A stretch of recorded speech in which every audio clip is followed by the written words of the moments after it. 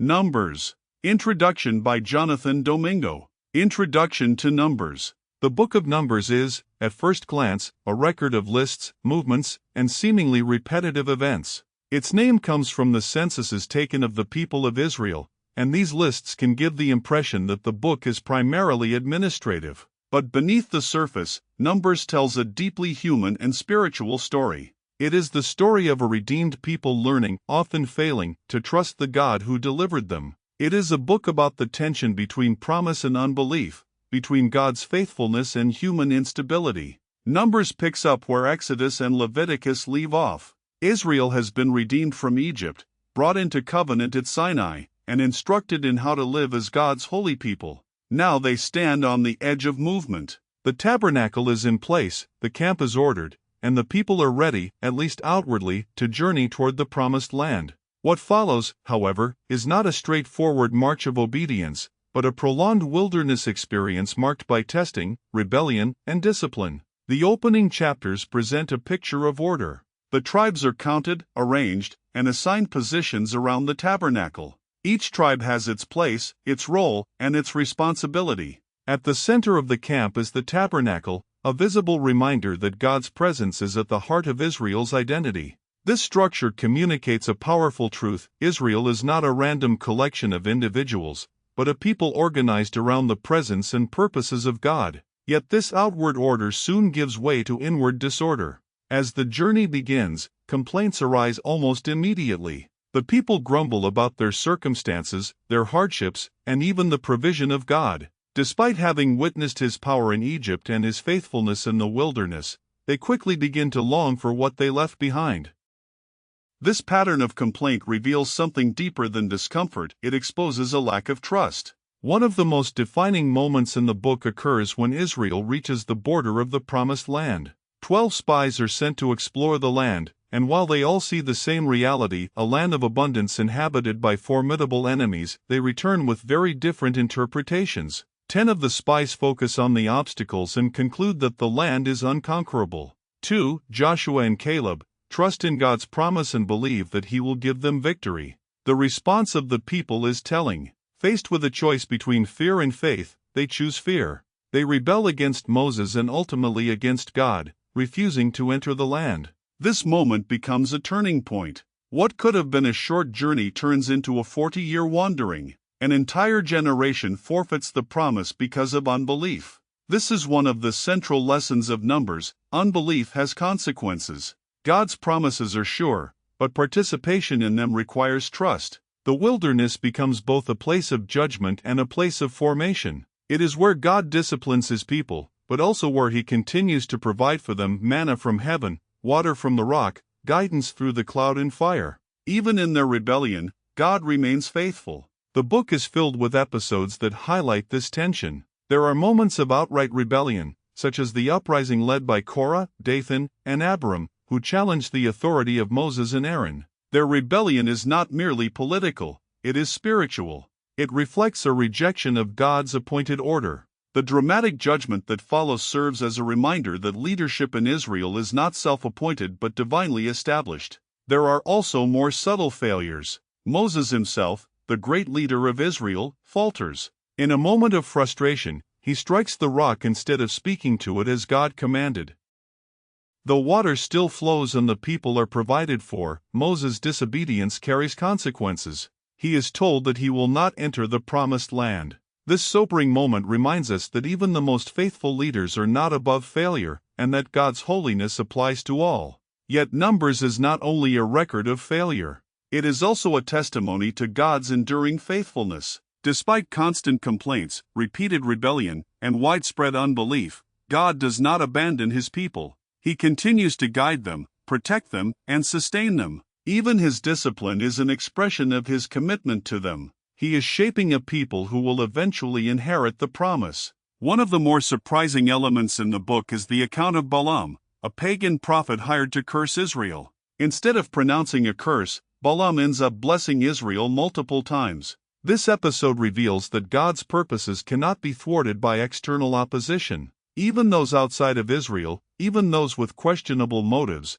are ultimately subject to God's sovereign will. What God has blessed cannot be easily undone. As the book progresses, a new generation begins to emerge. The first generation, marked by unbelief, gradually passes away in the wilderness. The second census, taken near the end of the book, signals a transition. A new group stands ready to enter the land, one that has witnessed both the consequences of disobedience and the faithfulness of God. The latter chapters of Numbers begin to look forward. Instructions are given, boundaries are defined, and preparations are made for entering the promised land. Though the book does not end with the fulfillment of that promise, it moves decisively in that direction. There is a sense that the long season of wandering is coming to an end, and that God's purposes are moving forward. One of the most important themes in Numbers is the nature of the wilderness itself. It is not merely a geographical location, it is a spiritual environment. The wilderness is a place where illusions are stripped away, where dependence on God becomes unavoidable, and where the condition of the heart is revealed. It is uncomfortable, often frustrating, and sometimes painful, but it is also formative. It is where faith is tested and, when responded to rightly, strengthened. For the reader, Numbers offers both warning and encouragement. It warns against the danger of unbelief, reminding us that proximity to God's works does not guarantee trust in His promises. It challenges us to examine our own responses, whether we are quick to complain, slow to trust, or prone to fear. At the same time, it encourages us with the assurance that God remains faithful even when we falter. His purposes are not derailed by human weakness. Numbers also invites us to reconsider how we view seasons of waiting or difficulty. What feels like wandering may, in fact, be preparation. What feels like delay may be part of God's process of shaping us. The wilderness is not wasted space in God's economy. It is often where He does His deepest work. In the end, Numbers is a story of a journey that does not go as planned, but is never outside of God's control. It reminds us that the path from promise to fulfillment is rarely straight, but it is always guided by a faithful God. It calls us to trust Him, not only when the way is clear, but especially when it is not. Numbers. And the Lord spake unto Moses in the wilderness of Sinai, in the tabernacle of the congregation, on the first day of the second month, in the second year after they were come out of the land of Egypt, saying, Take ye the sum of all the congregation of the children of Israel, after their families, by the house of their fathers, with the number of their names, every male by their polls. From 20 years old and upward, all that are able to go forth to war in Israel, thou and Aaron shall number them by their armies. And with you there shall be a man of every tribe, every one head of the house of his fathers. And these are the names of the men that shall stand with you: of the tribe of Reuben, Elizur the son of Shedeur; of Simeon, Shalumiel the son of Zurishadai; of Judah, Nahshon the son of Amminadab; of Issachar, Nethaneel the son of Zuar; of Zebulun, Eliab the son of Helon; of the children of Joseph, of Ephraim, Elishama the son of Ammihud; of Manasseh, Gamaliel the son of Pedahzur; of Benjamin, Abidan the son of Gideoni; of Dan, Ahiezer the son of Ammishaddai; of Asher, Pagiel the son of Ochran; of Gad, Eliasaph the son of Duel; of Naphtali, Ahara the son of Anan. These were the renowned of the congregation, princes of the tribes of their fathers, heads of thousands in Israel. And Moses and Aaron took these men which are expressed by their names. And they assembled all the congregation together on the first day of the second month, and they declared their pedigrees after their families, by the house of their fathers, according to the number of the names, from 20 years old and upward, by their polls. As the Lord commanded Moses, so he numbered them in the wilderness of Sinai. And the children of Reuben, Israel's eldest son, by their generations, after their families, by the house of their fathers, according to the number of the names, by their polls, every male from 20 years old and upward, all that were able to go forth to war. Those that were numbered of them, even of the tribe of Reuben, were 46,500. Of the children of Simeon, by their generations, after their families, by the house of their fathers, those that were numbered of them, according to the number of the names, by their polls, every male from 20 years old and upward, all that were able to go forth to war. Those that were numbered of them, even of the tribe of Simeon, were 59,300. Of the children of Gad, by their generations, after their families, by the house of their fathers, according to the number of the names, from 20 years old and upward, all that were able to go forth to war. Those that were numbered of them, even of the tribe of Gad, were 40 and 5,650. Of the children of Judah, by their generations, after their families, by the house of their fathers, according to the number of the names, from 20 years old and upward, all that were able to go forth to war. Those that were numbered of them, even of the tribe of Judah, were 60,14,600.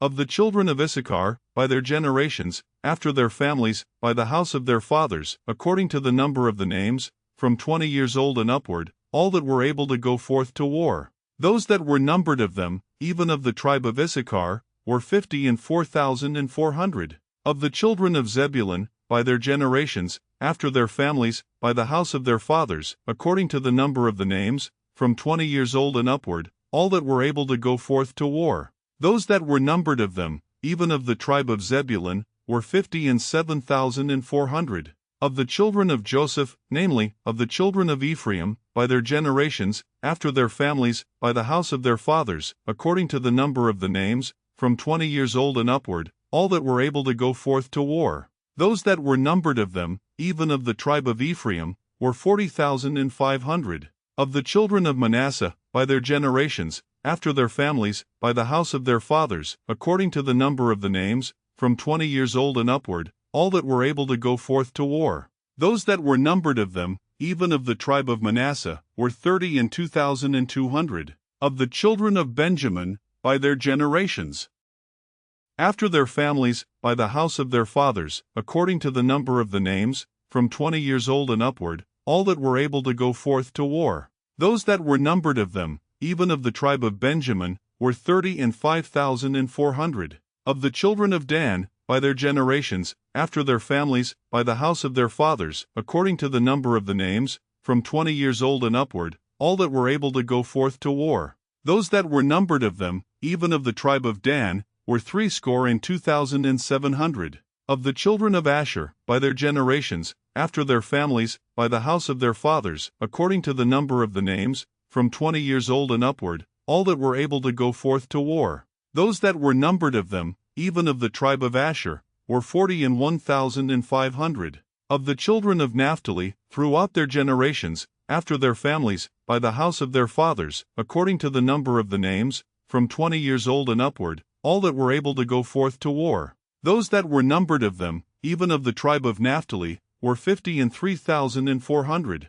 These are those that were numbered, which Moses and Aaron numbered, and the princes of Israel, being 12 men, each one was for the house of his fathers. So were all those that were numbered of the children of Israel, by the house of their fathers, from 20 years old and upward, all that were able to go forth to war in Israel. Even all they that were numbered were 603,550. But the Levites after the tribe of their fathers were not numbered among them. For the Lord had spoken unto Moses, saying, Only thou shalt not number the tribe of Levi, neither take the sum of them among the children of Israel. But thou shalt appoint the Levites over the tabernacle of testimony, and over all the vessels thereof, and over all things that belong to it. They shall bear the tabernacle, and all the vessels thereof, and they shall minister unto it, and shall encamp round about the tabernacle. And when the tabernacle setteth forward, the Levites shall take it down, and when the tabernacle is to be pitched, the Levites shall set it up,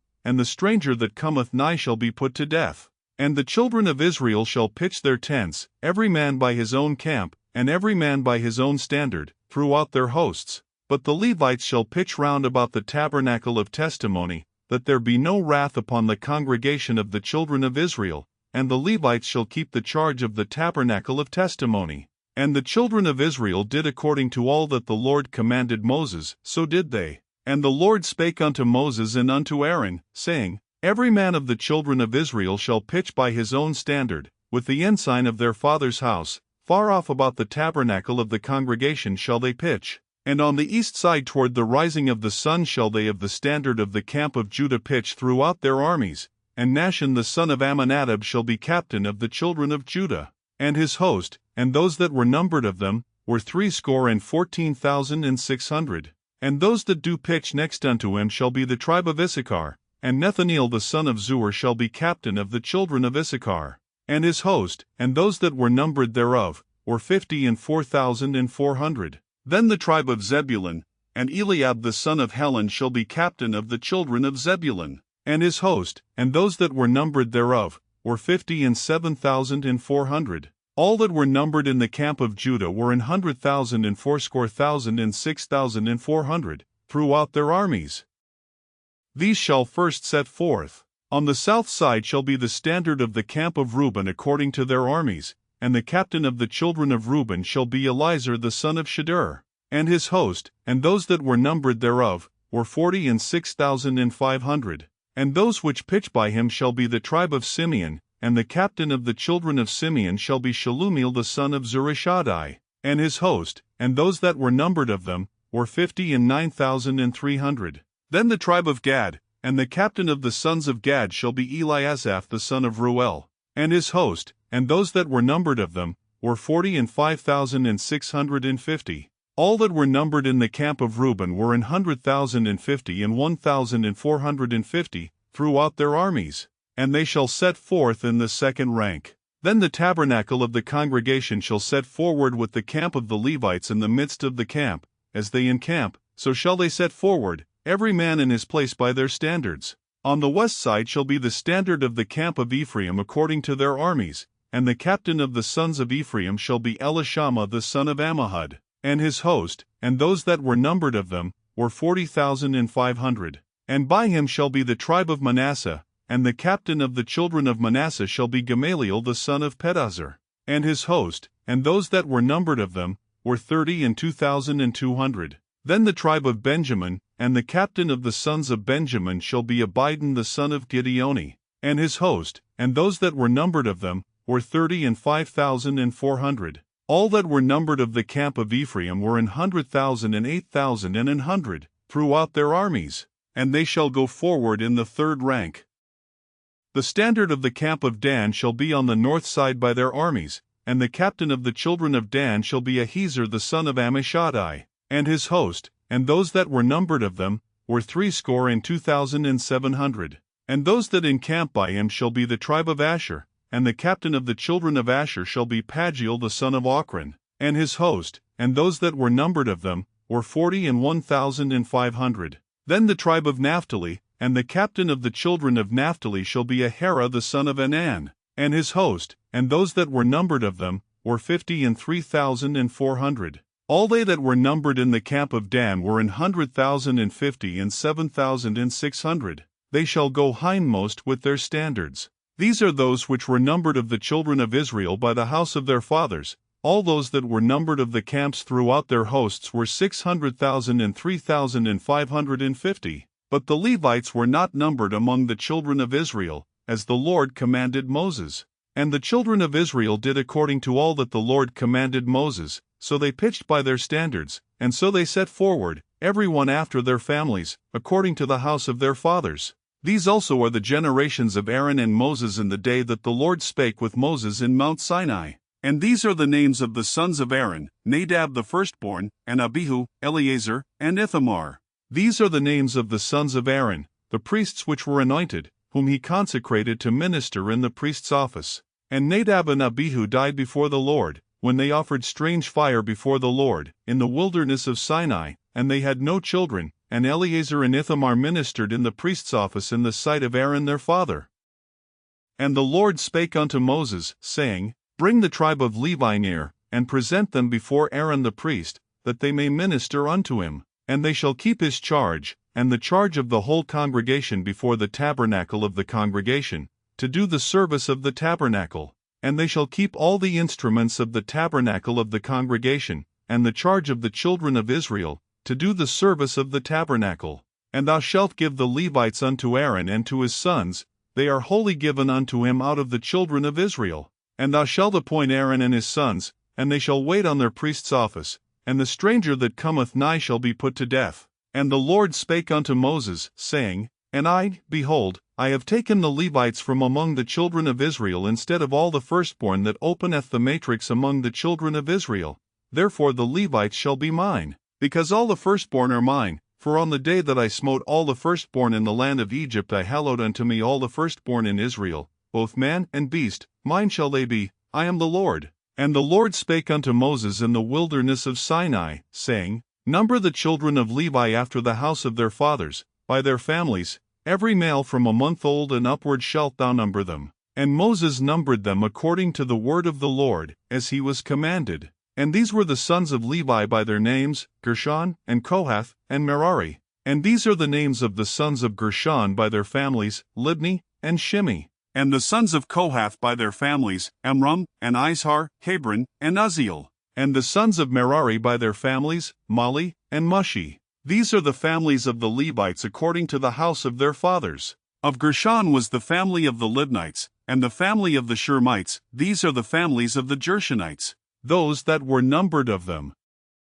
according to the number of all the males, from a month old and upward, even those that were numbered of them were 7,500. The families of the Gershonites shall pitch behind the tabernacle westward. And the chief of the house of the father of the Gershonites shall be Eliasaph the son of Lael. And the charge of the sons of Gershon in the tabernacle of the congregation shall be the tabernacle, and the tent, the covering thereof, and the hanging for the door of the tabernacle of the congregation, and the hangings of the court, and the curtain for the door of the court, which is by the tabernacle, and by the altar round about, and the cords of it for all the service thereof. And of Kohath was the family of the Amramites, and the family of the Izaharites, and the family of the Hebronites, and the family of the Uzzielites. These are the families of the Kohathites. In the number of all the males, from a month old and upward, were 8,600, keeping the charge of the sanctuary. The families of the sons of Kohath shall pitch on the side of the tabernacle southward.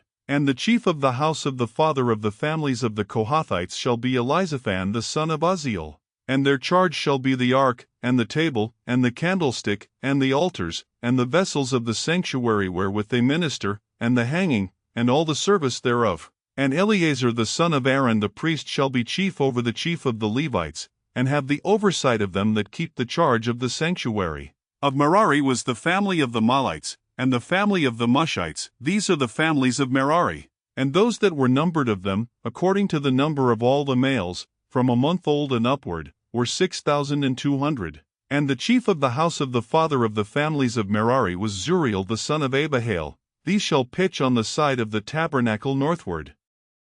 And under the custody and charge of the sons of Merari shall be the boards of the tabernacle, and the bars thereof, and the pillars thereof, and the sockets thereof, and all the vessels thereof, and all that serveth thereto, and the pillars of the court round about, and their sockets, and their pins, and their cords. But those that encamp before the tabernacle toward the east, even before the tabernacle of the congregation eastward, shall be Moses, and Aaron, and his sons, keeping the charge of the sanctuary for the charge of the children of Israel, and the stranger that cometh nigh shall be put to death. All that were numbered of the Levites, which Moses and Aaron numbered at the commandment of the Lord, throughout their families, all the males from a month old and upward, were 22,000. And the Lord said unto Moses, Number all the firstborn of the males of the children of Israel from a month old and upward, and take the number of their names. And thou shalt take the Levites for me, I am the Lord, instead of all the firstborn among the children of Israel, and the cattle of the Levites instead of all the firstlings among the cattle of the children of Israel.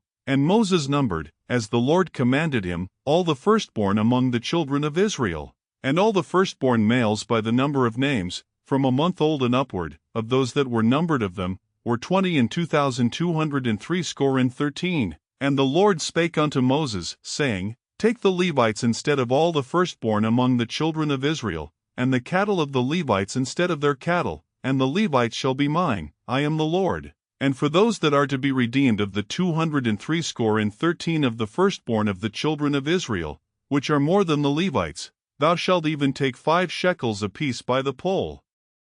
After the shekel of the sanctuary shalt thou take them, the shekel is 20 gerahs, and thou shalt give the money, wherewith the odd number of them is to be redeemed, unto Aaron and to his sons. And Moses took the redemption money of them that were over and above them that were redeemed by the Levites. Of the firstborn of the children of Israel took he the money, 1,365 shekels, after the shekel of the sanctuary. And Moses gave the money of them that were redeemed unto Aaron and to his sons, according to the word of the Lord, as the Lord commanded Moses. And the Lord spake unto Moses and unto Aaron, saying, Take the sum of the sons of Kohath from among the sons of Levi, after their families, by the house of their fathers, from 30 years old and upward even until 50 years old, all that enter into the host, to do the work in the tabernacle of the congregation. This shall be the service of the sons of Kohath in the tabernacle of the congregation, about the most holy things. And when the camp setteth forward, Aaron shall come, and his sons, and they shall take down the covering veil, and cover the ark of testimony with it, and shall put thereon the covering of badgers' skins, and shall spread over it a cloth wholly of blue, and shall put in the staves thereof. And upon the table of showbread they shall spread a cloth of blue, and put thereon the dishes, and the spoons, and the bowls, and covers to cover withal, and the continual bread shall be thereon. And they shall spread upon them a cloth of scarlet, and cover the same with a covering of badgers' skins, and shall put in the staves thereof. And they shall take a cloth of blue, and cover the candlestick of the light, and his lamps, and his tongs, and his snuff dishes, and all the oil vessels thereof, wherewith they minister unto it. And they shall put it and all the vessels thereof within a covering of badgers' skins, and shall put it upon a bar. And upon the golden altar they shall spread a cloth of blue, and cover it with a covering of badgers' skins, and shall put to the staves thereof. And they shall take all the instruments of ministry, wherewith they minister in the sanctuary, and put them in a cloth of blue, and cover them with a covering of badgers' skins, and shall put them on a bar. And they shall take away the ashes from the altar, and spread a purple cloth thereon. And they shall put upon it all the vessels thereof, wherewith they minister about it, even the censers, the flesh hooks, and the shovels, and the basins, all the vessels of the altar. And they shall spread upon it a covering of badgers' skins, and put to the staves of it. And when Aaron and his sons have made an end of covering the sanctuary, and all the vessels of the sanctuary, as the camp is to set forward, after that, the sons of Kohath shall come to bear it, but they shall not touch any holy thing, lest they die. These things are the burden of the sons of Kohath in the tabernacle of the congregation. And to the office of Eleazar the son of Aaron the priest pertaineth the oil for the light, and the sweet incense, and the daily meat offering, and the anointing oil, and the oversight of all the tabernacle, and of all that therein is, in the sanctuary, and in the vessels thereof. And the Lord spake unto Moses and unto Aaron, saying, Cut ye not off the tribe of the families of the Kohathites from among the Levites, but thus do unto them, that they may live, and not die. When they approach unto the most holy things, Aaron and his sons shall go in, and appoint them every one to his service and to his burden. But they shall not go in to see when the holy things are covered, lest they die. And the Lord spake unto Moses, saying, Take also the sum of the sons of Gershon, throughout the houses of their fathers, by their families. From 30 years old and upward until 50 years old shalt thou number them, all that enter in to perform the service, to do the work in the tabernacle of the congregation. This is the service of the families of the Gershonites, to serve, and for burdens. And they shall bear the curtains of the tabernacle, and the tabernacle of the congregation, his covering, and the covering of the badger skins that is above upon it,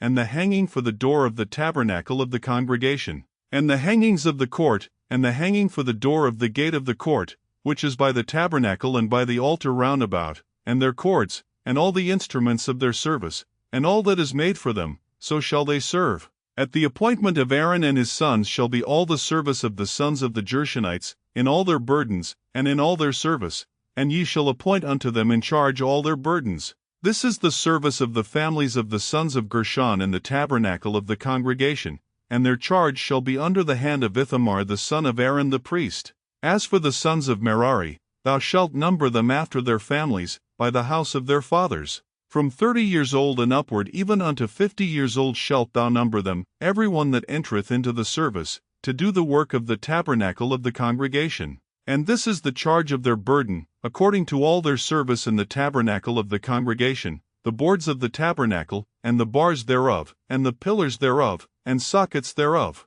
and the pillars of the court round about, and their sockets, and their pins, and their cords, with all their instruments, and with all their service. And by name ye shall reckon the instruments of the charge of their burden. This is the service of the families of the sons of Merari, according to all their service, in the tabernacle of the congregation, under the hand of Ithamar the son of Aaron the priest. And Moses and Aaron and the chief of the congregation numbered the sons of the Kohathites after their families, and after the house of their fathers, from 30 years old and upward even unto 50 years old, every one that entereth into the service, for the work in the tabernacle of the congregation. And those that were numbered of them by their families were 2,750.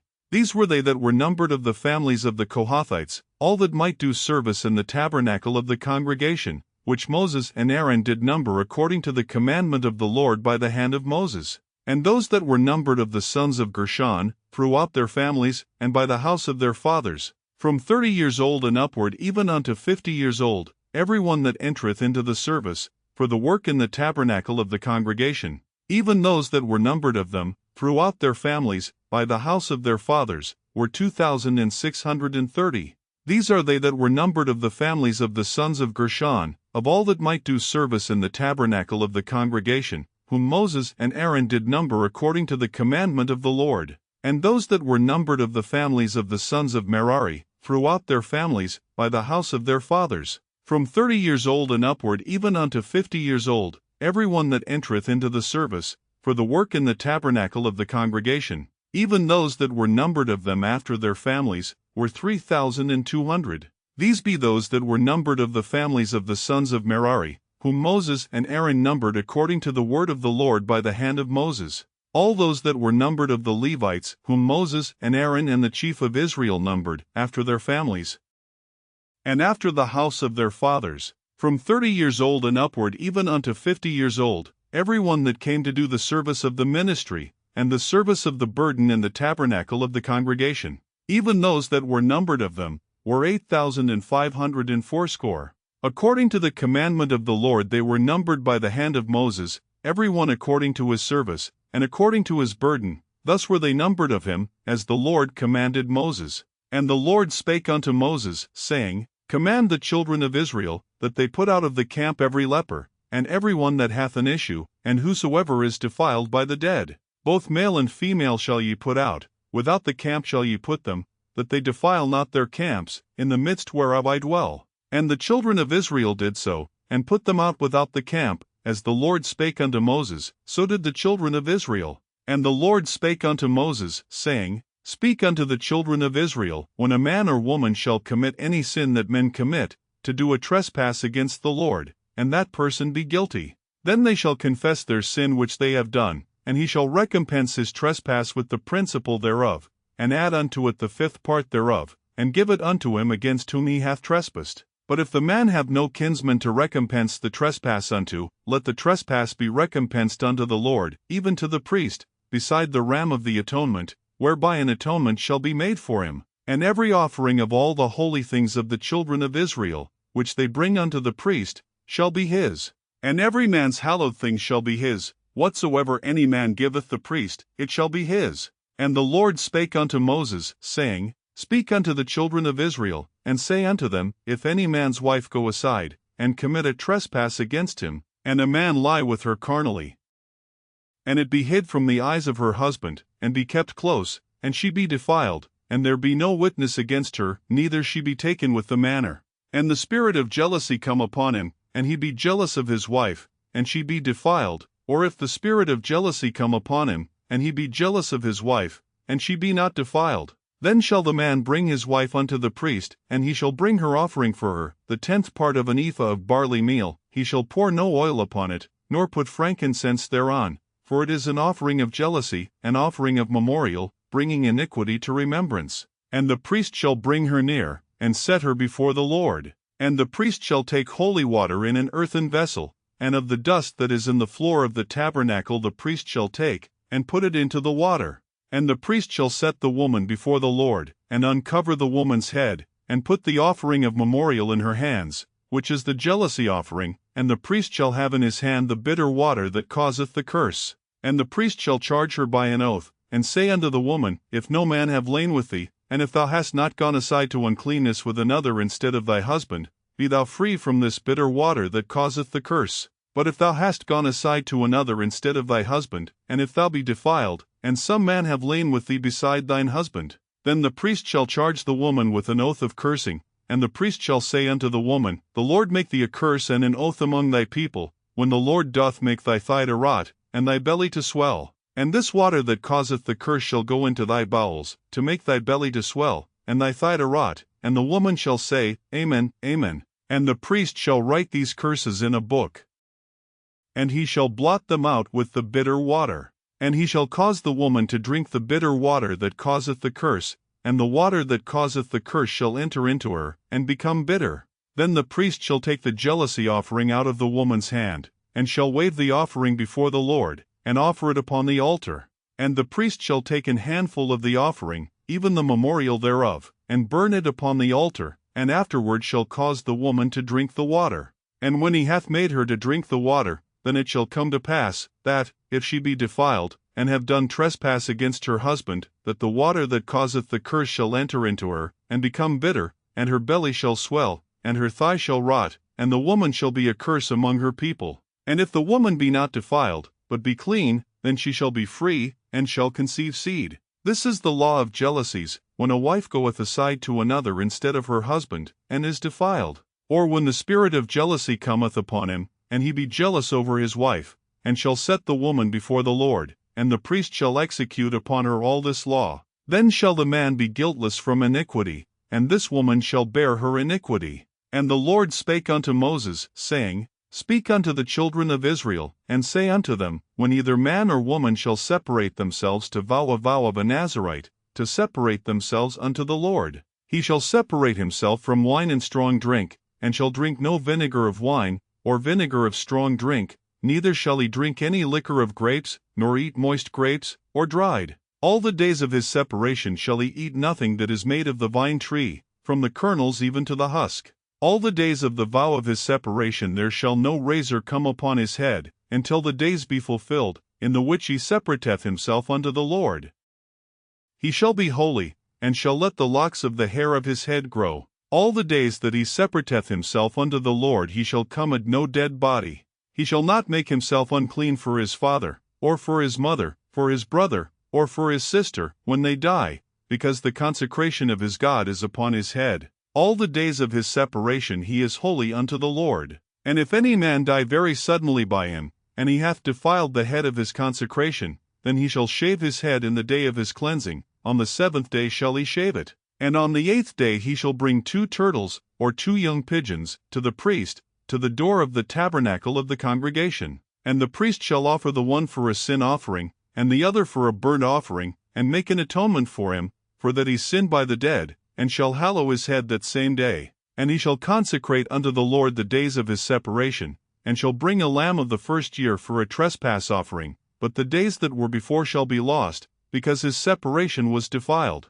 And this is the law of the Nazarite, when the days of his separation are fulfilled, he shall be brought unto the door of the tabernacle of the congregation. And he shall offer his offering unto the Lord, 1 ewe-lamb of the first year without blemish for a burnt offering, and 1 ewe-lamb of the first year without blemish for a sin offering, and 1 ram without blemish for peace offerings, and a basket of unleavened bread, cakes of fine flour mingled with oil, and wafers of unleavened bread anointed with oil, and their meat offering, and their drink offerings. And the priest shall bring them before the Lord, and shall offer his sin offering, and his burnt offering, and he shall offer the ram for a sacrifice of peace offerings unto the Lord, with the basket of unleavened bread. The priest shall offer also his meat offering, and his drink offering.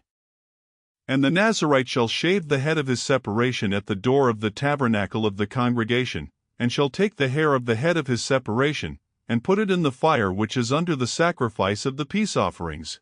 And the priest shall take the sodden shoulder of the ram, and 1 unleavened cake out of the basket, and 1 unleavened wafer, and shall put them upon the hands of the Nazarite, after the hair of his separation is shaven. And the priest shall wave them for a wave offering before the Lord. This is holy for the priest, with the wave breast and heave shoulder, and after that the Nazarite may drink wine. This is the law of the Nazarite who hath vowed, and of his offering unto the Lord for his separation, beside that his hand shall get, according to the vow which he vowed, so he must do after the law of his separation. And the Lord spake unto Moses, saying, Speak unto Aaron and unto his sons, saying, On this wise ye shall bless the children of Israel, saying unto them, The Lord bless thee, and keep thee. The Lord make his face shine upon thee, and be gracious unto thee. The Lord lift up his countenance upon thee, and give thee peace. And they shall put my name upon the children of Israel, and I will bless them. And it came to pass on the day that Moses had fully set up the tabernacle, and had anointed it,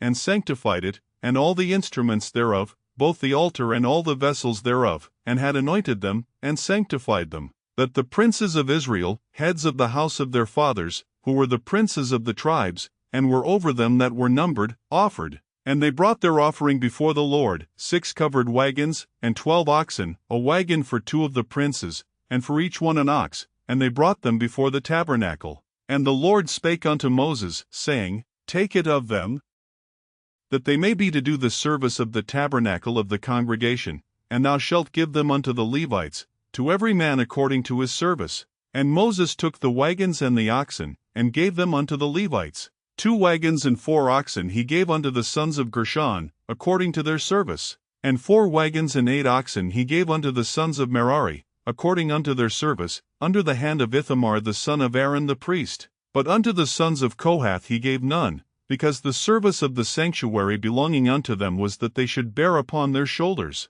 And the princes offered for dedicating of the altar in the day that it was anointed, even the princes offered their offering before the altar. And the Lord said unto Moses, They shall offer their offering, each prince on his day, for the dedicating of the altar. And he that offered his offering the first day was Nahshon the son of Amminadab, of the tribe of Judah. And his offering was 1 silver charger, the weight thereof was 130 shekels, 1 silver bowl of 70 shekels, after the shekel of the sanctuary. Both of them were full of fine flour mingled with oil for a meat offering. 1 spoon of 10 shekels of gold, full of incense. 1 young bullock, 1 ram, 1 lamb of the first year, for a burnt offering. 1 kid of the goats for a sin offering. And for a sacrifice of peace offerings, 2 oxen, 5 rams, 5 he-goats, 5 lambs of the first year. This was the offering of Nahshon the son of Amminadab. On the 2nd day Nethaneel the son of Zuar, prince of Issachar, did offer. He offered for his offering 1 silver charger, the weight whereof was 130 shekels, 1 silver bowl of 70 shekels,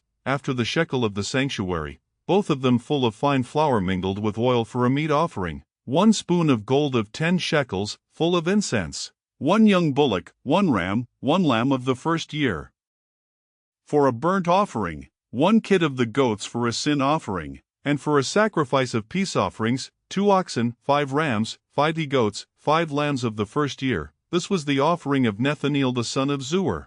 On the 3rd day Eliab the son of Helon, prince of the children of Zebulun, did offer. His offering was 1 silver charger, the weight whereof was 130 shekels, 1 silver bowl of 70 shekels, after the shekel of the sanctuary, both of them full of fine flour mingled with oil for a meat offering. 1 golden spoon of 10 shekels, full of incense. 1 young bullock, 1 ram, 1 lamb of the first year, for a burnt offering. 1 kid of the goats for a sin offering. And for a sacrifice of peace offerings, 2 oxen, 5 rams, 5 he-goats, 5 lambs of the first year. This was the offering of Eliab the son of Helon. On the 4th day Elizur the son of Shedeur, prince of the children of Reuben, did offer. His offering was 1 silver charger of the weight of 130 shekels, 1 silver bowl of 70 shekels, after the shekel of the sanctuary, both of them full of fine flour mingled with oil for a meat offering. 1 golden spoon of 10 shekels, full of incense. 1 young bullock, 1 ram, 1 lamb of the first year, for a burnt offering.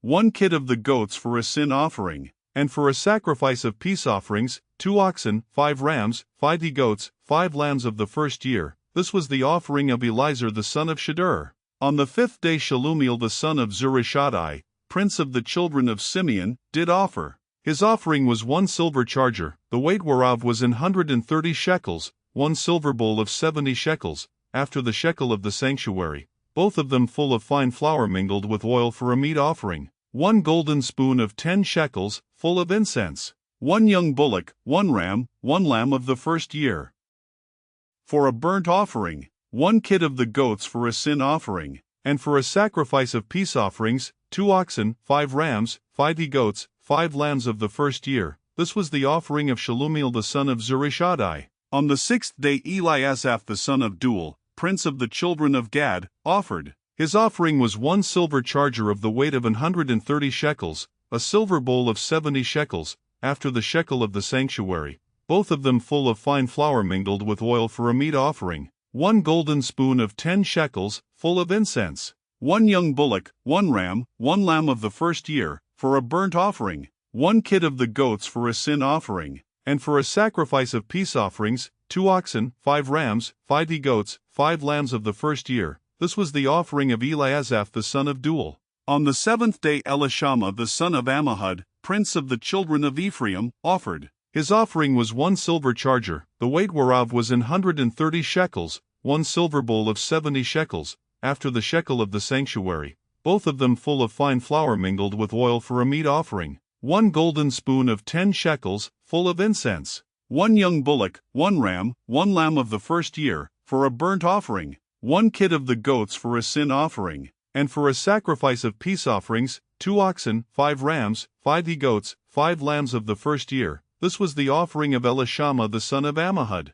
On the 8th day offered Gamaliel the son of Pedahzur, prince of the children of Manasseh. His offering was 1 silver charger of the weight of 130 shekels, 1 silver bowl of 70 shekels, after the shekel of the sanctuary, both of them full of fine flour mingled with oil for a meat offering, 1 golden spoon of 10 shekels, full of incense, 1 young bullock, 1 ram, 1 lamb of the first year, for a burnt offering, 1 kid of the goats for a sin offering, and for a sacrifice of peace offerings, 2 oxen, 5 rams, 5 he-goats, 5 lambs of the first year. This was the offering of Gamaliel the son of Pedahzur. On the 9th day Abidan the son of Gideoni, prince of the children of Benjamin, offered. His offering was 1 silver charger, the weight whereof was 130 shekels, 1 silver bowl of 70 shekels, after the shekel of the sanctuary, both of them full of fine flour mingled with oil for a meat offering, 1 golden spoon of 10 shekels, full of incense,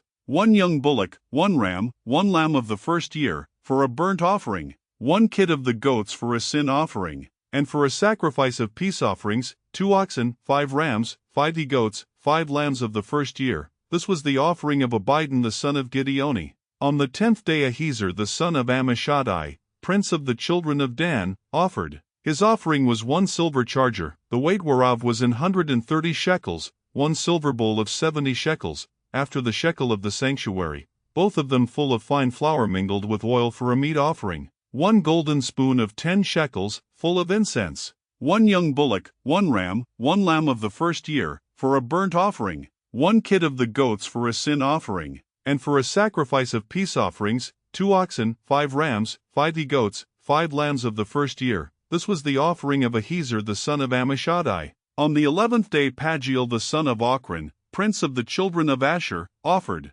His offering was 1 silver charger, the weight whereof was 130 shekels, 1 silver bowl of 70 shekels, after the shekel of the sanctuary, both of them full of fine flour mingled with oil for a meat offering, 1 golden spoon of 10 shekels, full of incense, 1 young bullock, 1 ram, 1 lamb of the first year, for a burnt offering, 1 kid of the goats for a sin offering, and for a sacrifice of peace offerings, 2 oxen, 5 rams, 5 he-goats, 5 lambs of the first year. This was the offering of Pagiel the son of Ochran. On the 12th day Ahira the son of Anan, prince of the children of Naphtali, offered. His offering was 1 silver charger, the weight whereof was 130 shekels, 1 silver bowl of 70 shekels, after the shekel of the sanctuary, both of them full of fine flour mingled with oil for a meat offering, 1 golden spoon of 10 shekels, full of incense, 1 young bullock, 1 ram, 1 lamb of the first year, for a burnt offering, 1 kid of the goats for a sin offering,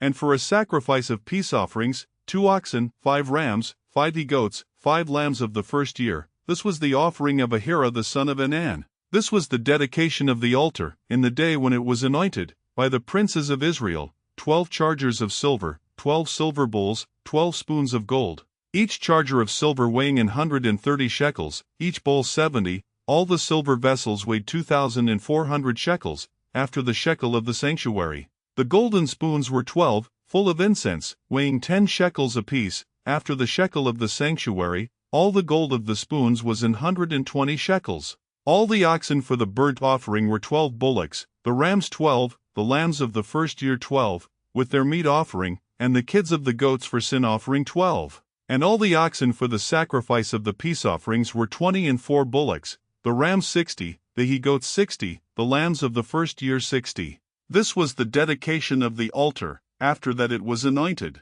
And when Moses was gone into the tabernacle of the congregation to speak with him, then he heard the voice of one speaking unto him from off the mercy seat that was upon the ark of testimony, from between the 2 cherubims, and he spake unto him, And the Lord spake unto Moses, saying, Speak unto Aaron and say unto him, When thou lightest the lamps, the 7 lamps shall give light over against the candlestick. And Aaron did so, he lighted the lamps thereof over against the candlestick, as the Lord commanded Moses. And this work of the candlestick was of beaten gold, unto the shaft thereof, unto the flowers thereof, was beaten work, according unto the pattern which the Lord had shewed Moses, so he made the candlestick. And the Lord spake unto Moses, saying, Take the Levites from among the children of Israel, and cleanse them. And thus shalt thou do unto them, to cleanse them, sprinkle water of purifying upon them, and let them shave all their flesh, and let them wash their clothes, and so make themselves clean. Then let them take a young bullock with his meat offering,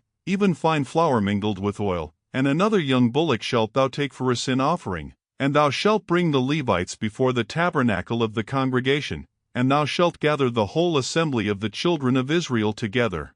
And thou shalt bring the Levites before the Lord, and the children of Israel shall put their hands upon the Levites. And Aaron shall offer the Levites before the Lord for an offering of the children of Israel, that they may execute the service of the Lord. And the Levites shall lay their hands upon the heads of the bullocks, and thou shalt offer the one for a sin offering, and the other for a burnt offering, unto the Lord, to make an atonement for the Levites. And thou shalt set the Levites before Aaron, and before his sons, and offer them for an offering unto the Lord. Thus shalt thou separate the Levites from among the children of Israel, and the Levites shall be mine. And after that shall the Levites go in to do the service of the tabernacle of the congregation, and thou shalt cleanse them, and offer them for an offering. For they are wholly given unto me from among the children of Israel, instead of such as open every womb, even instead of the firstborn of all the children of Israel, have I taken them unto me. For all the firstborn of the children of Israel are mine, both man and beast. On the day that I smote every firstborn in the land of Egypt I sanctified them for myself. And I have taken the Levites for all the firstborn of the children of Israel.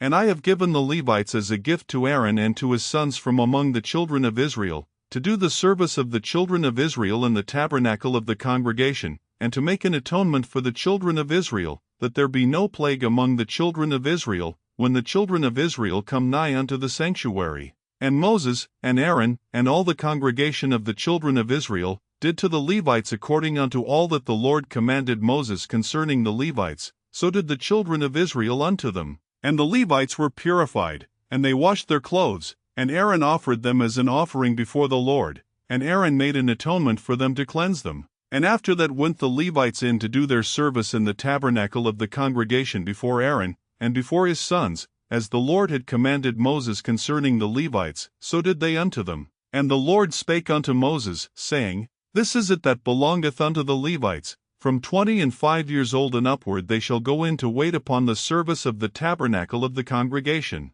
And from the age of 50 years they shall cease waiting upon the service thereof, and shall serve no more, but shall minister with their brethren in the tabernacle of the congregation, to keep the charge, and shall do no service. Thus shalt thou do unto the Levites touching their charge. And the Lord spake unto Moses in the wilderness of Sinai. In the 1st month of the 2nd year after they were come out of the land of Egypt, saying, Let the children of Israel also keep the Passover at his appointed season. In the 14th day of this month, at even, ye shall keep it in his appointed season, according to all the rites of it, and according to all the ceremonies thereof, shall ye keep it. And Moses spake unto the children of Israel, that they should keep the Passover. And they kept the Passover on the 14th day of the 1st month at even in the wilderness of Sinai, according to all that the Lord commanded Moses, so did the children of Israel.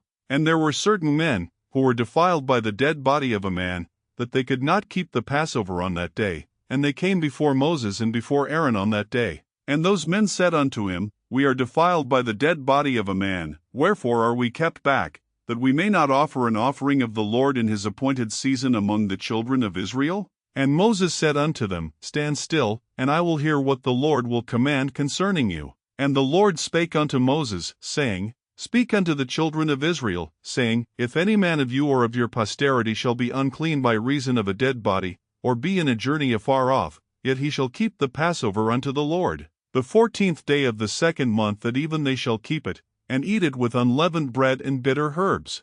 They shall leave none of it unto the morning, nor break any bone of it. According to all the ordinances of the Passover they shall keep it. But the man that is clean, and is not in a journey, and forbeareth to keep the Passover, even the same soul shall be cut off from among his people, because he brought not the offering of the Lord in his appointed season, that man shall bear his sin. And if a stranger shall sojourn among you, and will keep the Passover unto the Lord, according to the ordinance of the Passover, and according to the manner thereof, so shall he do. Ye shall have one ordinance, both for the stranger, and for him that was born in the land.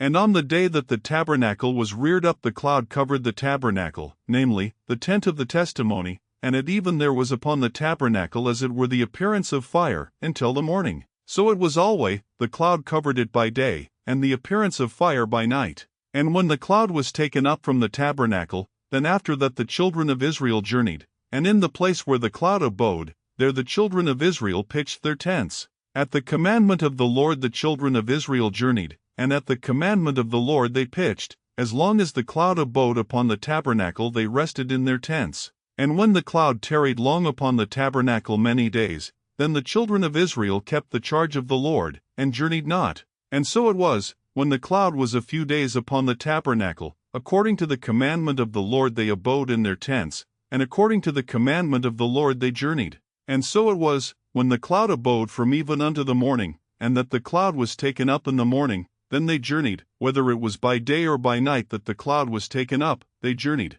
Or whether it were 2 days, or a month, or a year, that the cloud tarried upon the tabernacle, remaining thereon, the children of Israel abode in their tents, and journeyed not, but when it was taken up, they journeyed. At the commandment of the Lord they rested in the tents, and at the commandment of the Lord they journeyed. They kept the charge of the Lord, at the commandment of the Lord by the hand of Moses. And the Lord spake unto Moses, saying, Make thee 2 trumpets of silver, of a whole piece shalt thou make them, that thou mayest use them for the calling of the assembly, and for the journeying of the camps.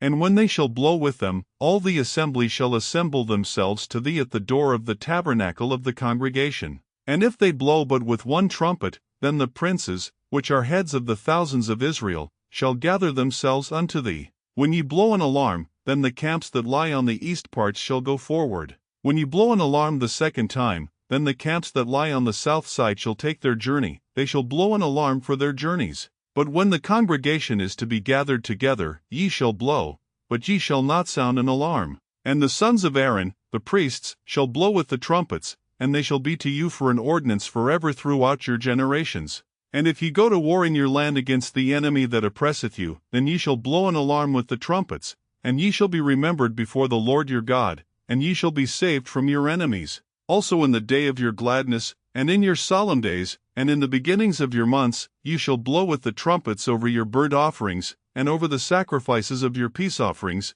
that they may be to you for a memorial before your God. I am the Lord your God. And it came to pass on the 20th day of the 2nd month, in the 2nd year, that the cloud was taken up from off the tabernacle of the testimony. And the children of Israel took their journeys out of the wilderness of Sinai, and the cloud rested in the wilderness of Paran. And they first took their journey according to the commandment of the Lord by the hand of Moses. In the first place went the standard of the camp of the children of Judah according to their armies, and over his host was Nahshon the son of Amminadab. And over the host of the tribe of the children of Issachar was Nethaneel the son of Zuar. And over the host of the tribe of the children of Zebulun was Eliab the son of Helon.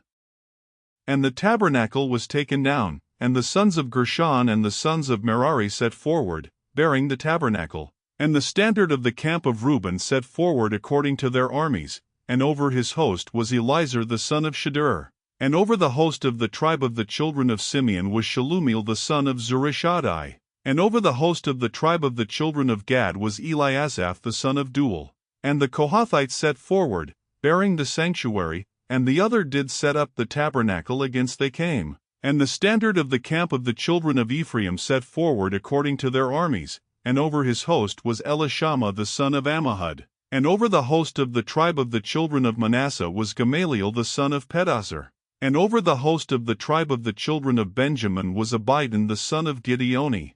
And the standard of the camp of the children of Dan set forward, which was the rearward of all the camps throughout their hosts, and over his host was Ahiezer the son of Ammishaddai. And over the host of the tribe of the children of Asher was Pagiel the son of Ochran. And over the host of the tribe of the children of Naphtali was Ahira the son of Anan. Thus were the journeyings of the children of Israel according to their armies, when they set forward. And Moses said unto Hobab, the son of Raguel the Midianite, Moses' father-in-law, We are journeying unto the place of which the Lord said, I will give it you. Come thou with us, and we will do thee good, for the Lord hath spoken good concerning Israel. And he said unto him, I will not go, but I will depart to mine own land, and to my kindred. And he said, Leave us not, I pray thee, forasmuch as thou knowest how we are to encamp in the wilderness, and thou mayest be to us instead of eyes. And it shall be, if thou go with us, it shall be, that what goodness the Lord shall do unto us, the same will we do unto thee. And they departed from the mount of the Lord 3 days' journey, and the ark of the covenant of the Lord went before them in the 3 days' journey, to search out a resting place for them. And the cloud of the Lord was upon them by day, when they went out of the camp. And it came to pass, when the ark set forward, that Moses said, Rise up, Lord, and let thine enemies be scattered, and let them that hate thee flee before thee. And when it rested, he said, Return, O Lord, unto the many thousands of Israel. And when the people complained, it displeased the Lord, and the Lord heard it, and his anger was kindled, and the fire of the Lord burnt among them, and consumed them that were in the uttermost parts of the camp. And the people cried unto Moses, and when Moses prayed unto the Lord, the fire was quenched. And he called the name of the place Taberah, because the fire of the Lord burnt among them. And the mixed multitude that was among them fell a-lusting, and the children of Israel also wept again, and said, Who shall give us flesh to eat? We remember the fish, which we did eat in Egypt freely, the cucumbers, and the melons, and the leeks, and the onions, and the garlic. But now our soul is dried away, there is nothing at all, beside this manna, before our eyes. And the manna was as coriander seed, and the color thereof as the color of bdellium. And the people went about, and gathered it, and ground it in mills, or beat it in a mortar, and baked it in pans, and made cakes of it, and the taste of it was as the taste of fresh oil. And when the dew fell upon the camp in the night, the manna fell upon it. Then Moses heard the people weep throughout their families, every man in the door of his tent, and the anger of the Lord was kindled greatly. Moses also was displeased. And Moses said unto the Lord, Wherefore hast thou afflicted thy servant? And wherefore have I not found favor in thy sight, that thou layest the burden of all this people upon me? Have I conceived all this people? Have I begotten them, that thou shouldest say unto me, Carry them in thy bosom, as a nursing father beareth the sucking child, unto the land which thou swarest unto their fathers? Whence should I have flesh to give unto all this people? For they weep unto me, saying, Give us flesh, that we may eat. I am not able to bear all this people alone, because it is too heavy for me. And if thou deal thus with me, kill me, I pray thee, out of hand, if I have found favor in thy sight, and let me not see my wretchedness. And the Lord said unto Moses, Gather unto me 70 men of the elders of Israel, whom thou knowest to be the elders of the people, and officers over them, and bring them unto the tabernacle of the congregation, that they may stand there with thee. And I will come down and talk with thee there, and I will take of the Spirit which is upon thee, and will put it upon them, and they shall bear the burden of the people with thee, that thou bear it not thyself alone. And say thou unto the people, Sanctify yourselves against tomorrow, and ye shall eat flesh, for ye have wept in the ears of the Lord, saying, Who shall give us flesh to eat? For it was well with us in Egypt, therefore the Lord will give you flesh, and ye shall eat. Ye shall not eat 1 day, nor 2 days, nor 5 days, neither 10 days, nor 20 days, but even a whole month, until it come out at your nostrils, and it be loathsome unto you, because that ye have despised the Lord which is among you, and have wept before him, saying, Why came we forth out of Egypt? And Moses said, The people, among whom I am, are 600,000 footmen, and thou hast said, I will give them flesh, that they may eat a whole month. Shall the flocks and the herds be slain for them, to suffice them? Or shall all the fish of the sea be gathered together for them, to suffice them? And the Lord said unto Moses, Is the Lord's hand waxed short? Thou shalt see now whether my word shall come to pass unto thee or not. And Moses went out, and told the people the words of the Lord, and gathered the 70 men of the elders of the people, and set them round about the tabernacle. And the Lord came down in a cloud, and spake unto him, and took of the Spirit that was upon him, and gave it unto the 70 elders. And it came to pass, that, when the Spirit rested upon them, they prophesied, and did not cease. But there remained 2 of the men in the camp, the name of the one was Eldad, and the name of the other Medad, and the Spirit rested upon them, and they were of them that were written, but went not out unto the tabernacle, and they prophesied in the camp. And there ran a young man, and told Moses, and said, Eldad and Medad do prophesy in the camp. And Joshua the son of Nun, the servant of Moses, one of his young men, answered and said, My lord Moses, forbid them. And Moses said unto him, Enviest thou for my sake? Would God that all the Lord's people were prophets, and that the Lord would put his Spirit upon them. And Moses gat him into the camp, he and the elders of Israel. And there went forth a wind from the Lord, and brought quails from the sea, and let them fall by the camp, as it were a day's journey on this side, and as it were a day's journey on the other side, round about the camp, and as it were 2 cubits high upon the face of the earth. And the people stood up all that day, and all that night, and all the next day, and they gathered the quails. He that gathered least gathered 10 homers, and they spread them all abroad for themselves round about the camp. And while the flesh was yet between their teeth, ere it was chewed, the wrath of the Lord was kindled against the people, and the Lord smote the people with a very great plague. And he called the name of that place Kibroth-hattaavah, because there they buried the people that lusted.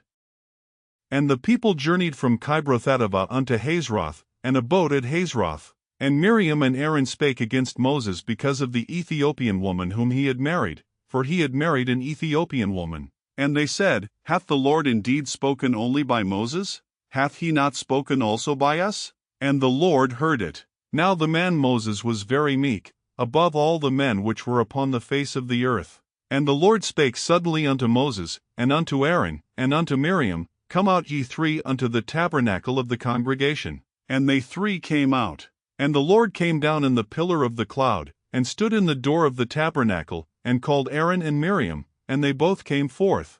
And he said, Hear now my words, if there be a prophet among you, I the Lord will make myself known unto him in a vision, and will speak unto him in a dream. My servant Moses is not so, who is faithful in all mine house. With him will I speak mouth to mouth, even apparently, and not in dark speeches, and the similitude of the Lord shall he behold. Wherefore then were ye not afraid to speak against my servant Moses?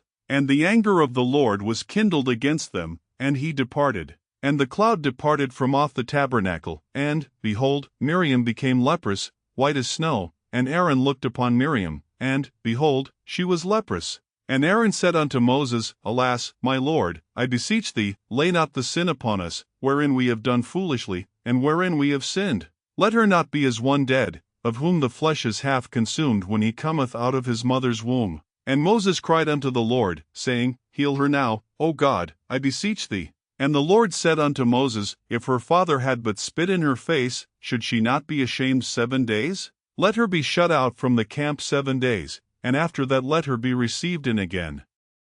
And Miriam was shut out from the camp 7 days, and the people journeyed not till Miriam was brought in again. And afterward the people removed from Hazeroth, and pitched in the wilderness of Paran. And the Lord spake unto Moses, saying, Send thou men, that they may search the land of Canaan, which I give unto the children of Israel. Of every tribe of their fathers shall ye send a man, every one a ruler among them. And Moses by the commandment of the Lord sent them from the wilderness of Paran. All those men were heads of the children of Israel. And these were their names: of the tribe of Reuben, Shammua the son of Zachar; of the tribe of Simeon, Shaphat the son of Hori; of the tribe of Judah, Caleb the son of Jephunneh; of the tribe of Issachar, Igal the son of Joseph; of the tribe of Ephraim, Oshea the son of Nun; of the tribe of Benjamin, Palti the son of Raphu; of the tribe of Zebulun, Gadiel the son of Sodi; of the tribe of Joseph, namely, of the tribe of Manasseh, Guddi the son of Suzi; of the tribe of Dan, Amiel the son of Gemalli;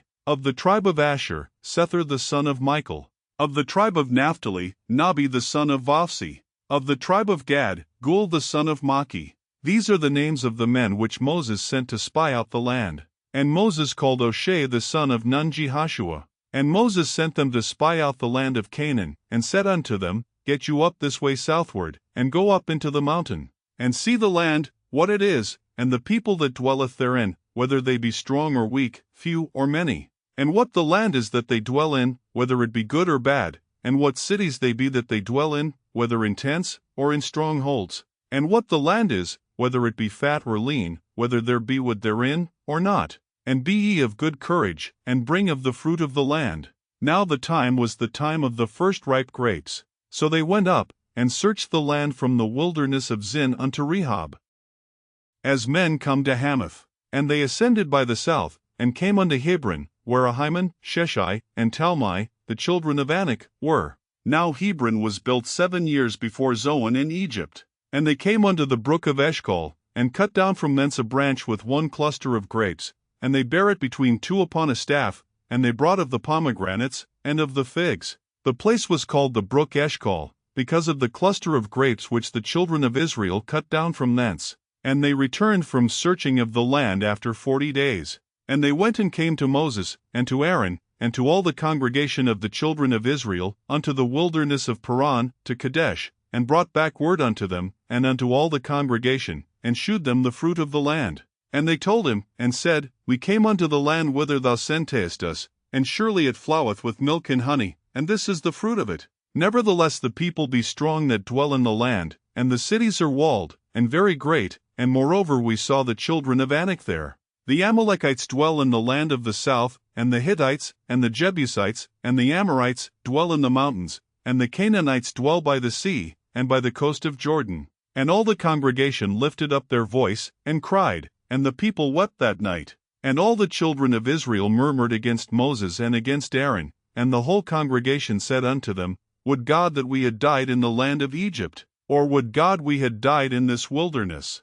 And wherefore hath the Lord brought us unto this land, to fall by the sword, that our wives and our children should be a prey? Were it not better for us to return into Egypt? And they said one to another, Let us make a captain, and let us return into Egypt. Then Moses and Aaron fell on their faces before all the assembly of the congregation of the children of Israel.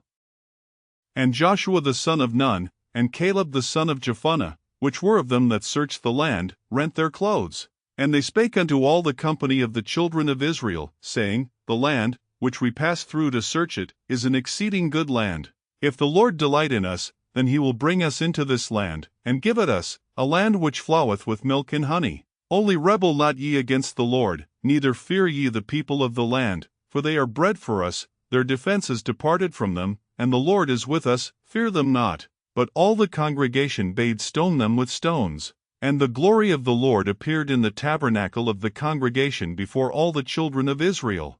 And the Lord said unto Moses, How long will this people provoke me? And how long will it be ere they believe me, for all the signs which I have shewed among them? I will smite them with the pestilence, and disinherit them, and will make of thee a greater nation and mightier than they. And Moses said unto the Lord, Then the Egyptians shall hear it, for thou broughtest up this people in thy might from among them winky face. And they will tell it to the inhabitants of this land, for they have heard that thou Lord art among this people, that thou Lord art seen face to face, and that thy cloud standeth over them, and that thou goest before them, by daytime in a pillar of a cloud, and in a pillar of fire by night. Now if thou shalt kill all this people as one man, then the nations which have heard the fame of thee will speak, saying, Because the Lord was not able to bring this people into the land which he sware unto them, therefore he hath slain them in the wilderness. And now, I beseech thee, let the power of my Lord be great, according as thou hast spoken, saying, The Lord is longsuffering, and of great mercy, forgiving iniquity and transgression, and by no means clearing the guilty,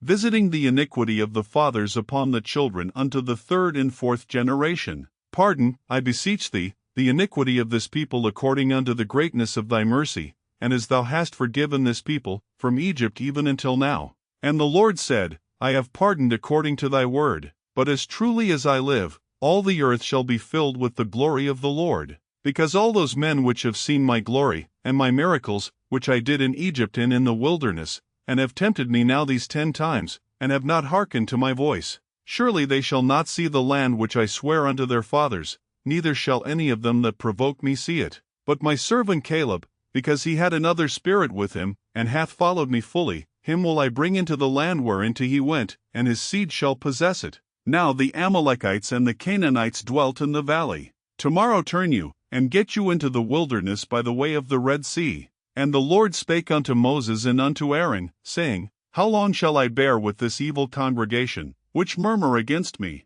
I have heard the murmurings of the children of Israel, which they murmur against me. Say unto them, As truly as I live, saith the Lord, as ye have spoken in mine ears, so will I do to you. Your carcasses shall fall in this wilderness, and all that were numbered of you, according to your whole number, from 20 years old and upward, which have murmured against me. Doubtless ye shall not come into the land, concerning which I swear to make you dwell therein, save Caleb the son of Jephunneh, and Joshua the son of Nun. But your little ones, which ye said should be a prey, them will I bring in, and they shall know the land which ye have despised. But as for you, your carcasses, they shall fall in this wilderness. And your children shall wander in the wilderness 40 years, and bear your whoredoms, until your carcasses be wasted in the wilderness. After the number of the days in which ye search the land, even 40 days, each day for a year, shall ye bear your iniquities, even 40 years, and ye shall know my breach of promise. I the Lord have said, I will surely do it unto all this evil congregation, that are gathered together against me. In this wilderness they shall be consumed, and there they shall die. And the men, which Moses sent to search the land, who returned, and made all the congregation to murmur against him, by bringing up a slander upon the land. Even those men that did bring up the evil report upon the land, died by the plague before the Lord. But Joshua the son of Nun, and Caleb the son of Jephunneh, which were of the men that went to search the land, lived still. And Moses told these sayings unto all the children of Israel, and the people mourned greatly. And they rose up early in the morning, and gat them up into the top of the mountain, saying, Lo, we be here, and will go up unto the place which the Lord hath promised, for we have sinned. And Moses said, Wherefore now do ye transgress the commandment of the Lord? But it shall not prosper. Go not up, for the Lord is not among you, that ye be not smitten before your enemies. For the Amalekites and the Canaanites are there before you, and ye shall fall by the sword, because ye are turned away from the Lord. Therefore the Lord will not be with you. But they presumed to go up unto the hilltop. Nevertheless the ark of the covenant of the Lord, and Moses, departed not out of the camp.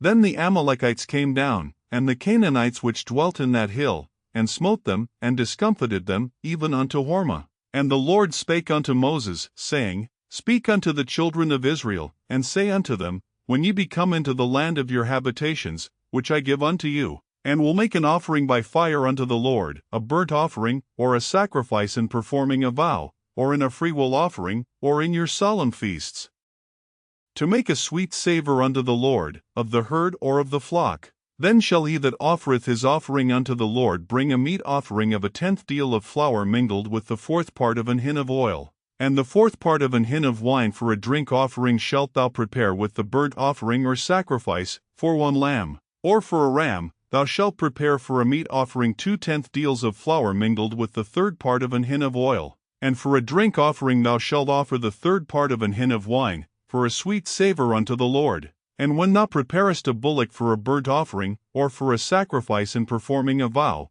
or peace offerings unto the Lord, then shall he bring with a bullock a meat offering of 3/10 deals of flour mingled with half an hin of oil. And thou shalt bring for a drink offering half an hin of wine, for an offering made by fire, of a sweet savour unto the Lord. Thus shall it be done for 1 bullock, or for 1 ram, or for a lamb, or a kid. According to the number that ye shall prepare, so shall ye do to every one according to their number. All that are born of the country shall do these things after this manner, in offering an offering made by fire, of a sweet savour unto the Lord. And if a stranger sojourn with you, or whosoever be among you in your generations, and will offer an offering made by fire, of a sweet savour unto the Lord, as ye do, so he shall do. 1 ordinance shall be both for you of the congregation, and also for the stranger that sojourneth with you, an ordinance forever in your generations. As ye are, so shall the stranger be before the Lord. 1 law and 1 manner shall be for you, and for the stranger that sojourneth with you. And the Lord spake unto Moses, saying, Speak unto the children of Israel, and say unto them, When ye come into the land whither I bring you, then it shall be, that, when ye eat of the bread of the land, ye shall offer up an heave offering unto the Lord. Ye shall offer up a cake of the first of your dough for an heave offering, as ye do the heave offering of the threshing floor, so shall ye heave it. Of the first of your dough ye shall give unto the Lord an heave offering in your generations. And if ye have erred, and not observed all these commandments, which the Lord hath spoken unto Moses, even all that the Lord hath commanded you by the hand of Moses, from the day that the Lord commanded Moses, and henceforward among your generations, then it shall be, if aught be committed by ignorance without the knowledge of the congregation, that all the congregation shall offer 1 young bullock for a burnt offering, for a sweet savour unto the Lord, with his meat offering, and his drink offering, according to the manner, and 1 kid of the goats for a sin offering. And the priest shall make an atonement for all the congregation of the children of Israel,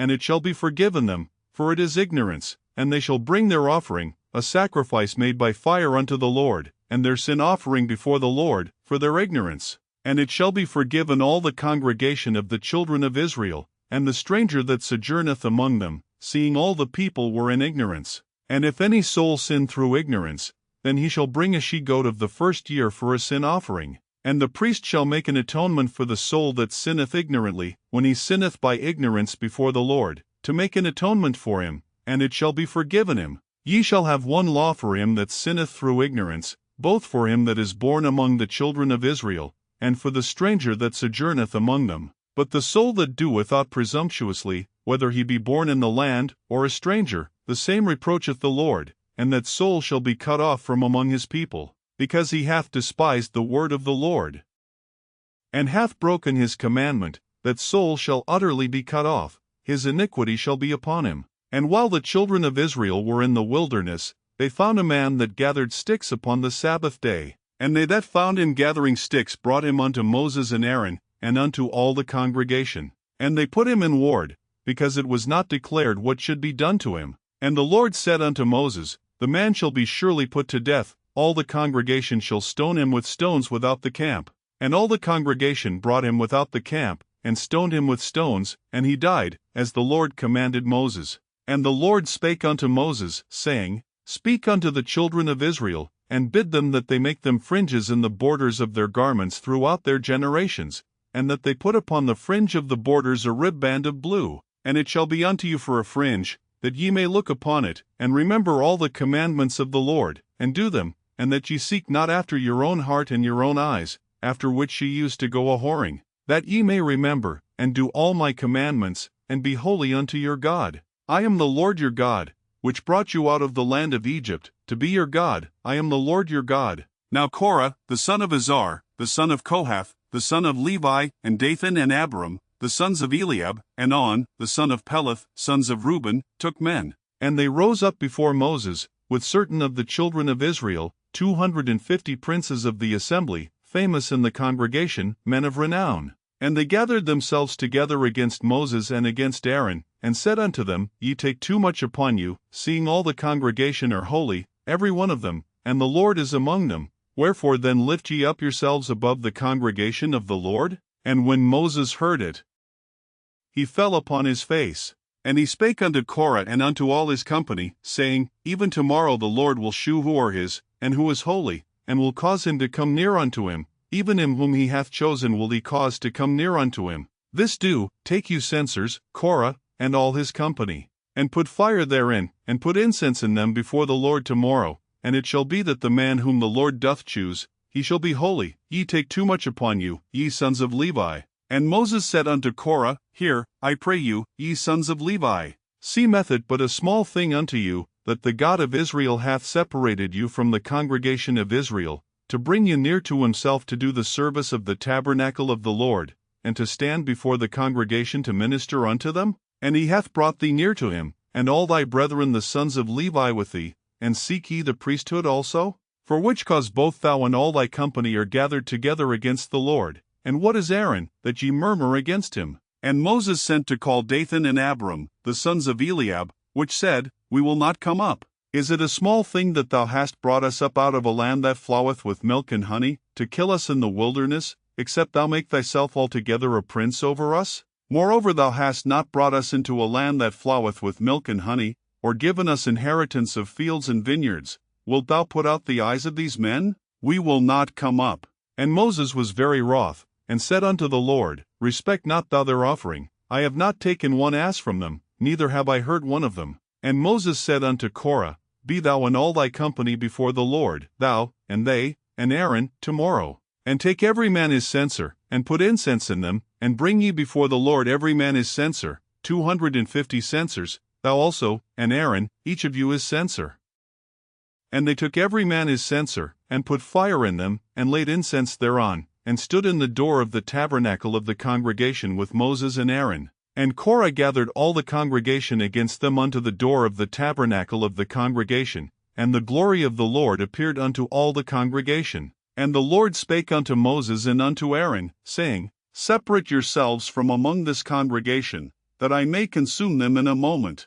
And they fell upon their faces, and said, O God, the God of the spirits of all flesh, shall one man sin, and wilt thou be wroth with all the congregation? And the Lord spake unto Moses, saying, Speak unto the congregation, saying, Get you up from about the tabernacle of Korah, Dathan, and Abiram. And Moses rose up and went unto Dathan and Abiram, and the elders of Israel followed him. And he spake unto the congregation, saying, Depart, I pray you, from the tents of these wicked men, and touch nothing of theirs, lest ye be consumed in all their sins. So they gat up from the tabernacle of Korah, Dathan, and Abiram on every side, and Dathan and Abiram came out, and stood in the door of their tents, and their wives, and their sons, and their little children. And Moses said, Hereby ye shall know that the Lord hath sent me to do all these works, for I have not done them of mine own mind. If these men die the common death of all men, or if they be visited after the visitation of all men, then the Lord hath not sent me. But if the Lord make a new thing, and the earth open her mouth, and swallow them up, with all that appertain unto them, and they go down quick into the pit, then ye shall understand that these men have provoked the Lord. And it came to pass, as he had made an end of speaking all these words, that the ground clave asunder that was under them, and the earth opened her mouth, and swallowed them up, and their houses, and all the men that appertained unto Korah, and all their goods. They and all that appertained to them went down alive into the pit, and the earth closed upon them, and they perished from among the congregation. And all Israel that were round about them fled at the cry of them, for they said, Lest the earth swallow us up also. And there came out a fire from the Lord, and consumed the 250 men that offered incense. And the Lord spake unto Moses, saying, Speak unto Eleazar the son of Aaron the priest, that he take up the censers out of the burning, and scatter thou the fire yonder, for they are hallowed. The censers of these sinners against their own souls, let them make them broad plates for a covering of the altar, for they offered them before the Lord, therefore they are hallowed,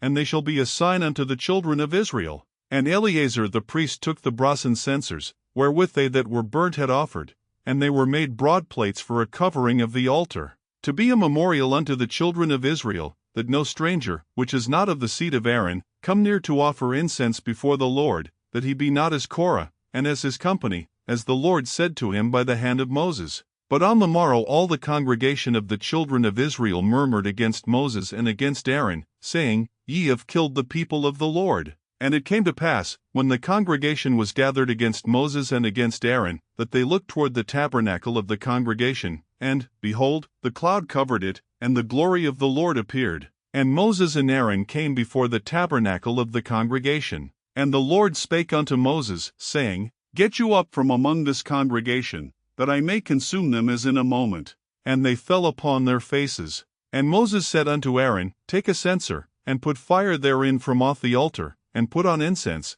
and go quickly unto the congregation, and make an atonement for them, for there is wrath gone out from the Lord, the plague is begun. And Aaron took as Moses commanded, and ran into the midst of the congregation, and, behold, the plague was begun among the people, and he put on incense, and made an atonement for the people. And he stood between the dead and the living, and the plague was stayed. Now they that died in the plague were 14,700, beside them that died about the matter of Korah. And Aaron returned unto Moses unto the door of the tabernacle of the congregation, and the plague was stayed. And the Lord spake unto Moses, saying, Speak unto the children of Israel, and take of every one of them a rod according to the house of their fathers, of all their princes according to the house of their fathers 12 rods, write thou every man's name upon his rod. And thou shalt write Aaron's name upon the rod of Levi, for 1 rod shall be for the head of the house of their fathers. And thou shalt lay them up in the tabernacle of the congregation before the testimony, where I will meet with you. And it shall come to pass, that the man's rod, whom I shall choose, shall blossom, and I will make to cease from me the murmurings of the children of Israel, whereby they murmur against you. And Moses spake unto the children of Israel, and every one of their princes gave him a rod apiece, for each prince one, according to their fathers' houses, even 12 rods, and the rod of Aaron was among their rods. And Moses laid up the rods before the Lord in the tabernacle of witness. And it came to pass, that on the morrow Moses went into the tabernacle of witness, and, behold, the rod of Aaron for the house of Levi was budded, and brought forth buds, and bloomed blossoms, and yielded almonds. And Moses brought out all the rods from before the Lord unto all the children of Israel, and they looked, and took every man his rod. And the Lord said unto Moses, bring Aaron's rod again before the testimony, to be kept for a token against the rebels, and thou shalt quite take away their murmurings from me, that they die not. And Moses did so, as the Lord commanded him, so did he.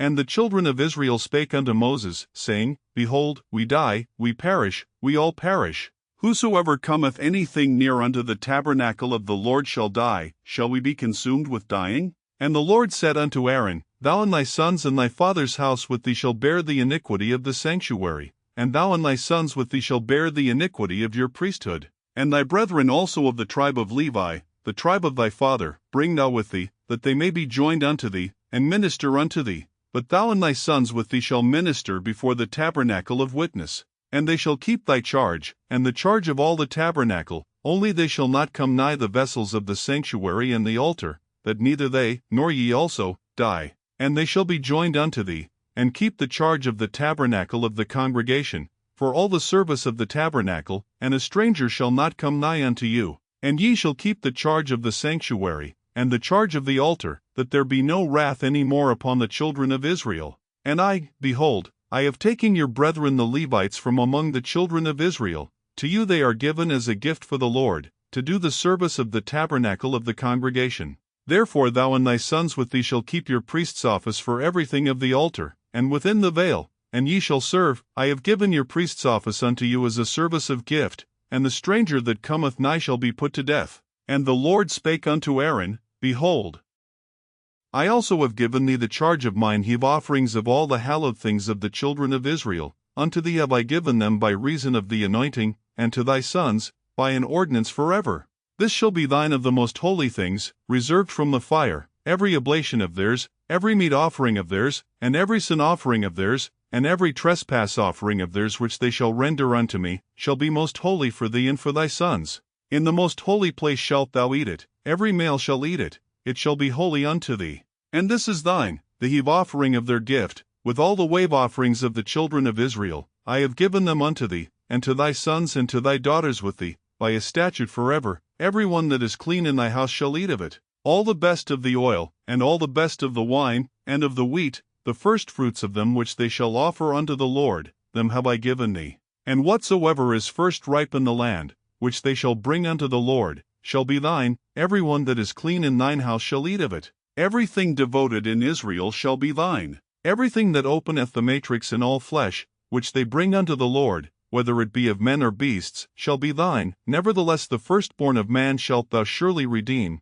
and the firstling of unclean beasts shalt thou redeem. And those that are to be redeemed from a month old shalt thou redeem, according to thine estimation, for the money of 5 shekels, after the shekel of the sanctuary, which is 20 gerahs. But the firstling of a cow, or the firstling of a sheep, or the firstling of a goat, thou shalt not redeem. They are holy. Thou shalt sprinkle their blood upon the altar, and shalt burn their fat for an offering made by fire, for a sweet savour unto the Lord. And the flesh of them shall be thine, as the wave breast and as the right shoulder are thine.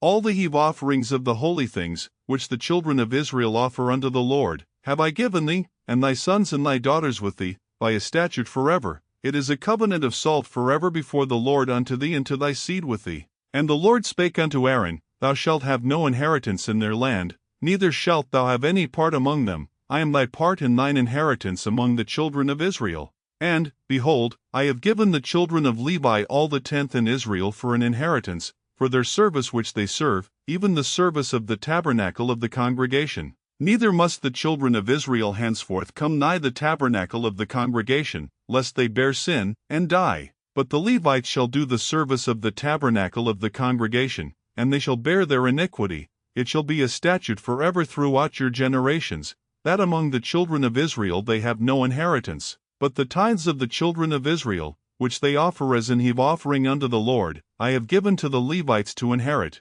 Therefore I have said unto them, Among the children of Israel they shall have no inheritance. And the Lord spake unto Moses, saying, Thus speak unto the Levites, and say unto them, When ye take of the children of Israel the tithes which I have given you from them for your inheritance, then ye shall offer up an heave offering of it for the Lord, even a 10th part of the tithe.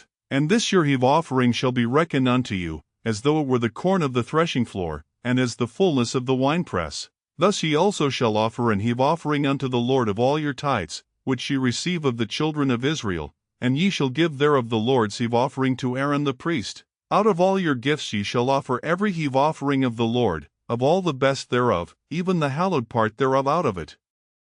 Therefore thou shalt say unto them, when ye have heaved the best thereof from it, then it shall be counted unto the Levites as the increase of the threshing floor, and as the increase of the winepress. And ye shall eat it in every place, ye and your households, for it is your reward for your service in the tabernacle of the congregation. And ye shall bear no sin by reason of it, when ye have heaved from it the best of it, neither shall ye pollute the holy things of the children of Israel, lest ye die. And the Lord spake unto Moses and unto Aaron, saying, This is the ordinance of the law which the Lord hath commanded, saying, Speak unto the children of Israel, that they bring thee a red heifer without spot, wherein is no blemish, and upon which never came yoke. And ye shall give her unto Eleazar the priest, that he may bring her forth without the camp, and one shall slay her before his face. And Eleazar the priest shall take of her blood with his finger, and sprinkle of her blood directly before the tabernacle of the congregation 7 times. And one shall burn the heifer in his sight, her skin, and her flesh, and her blood, with her dung, shall he burn.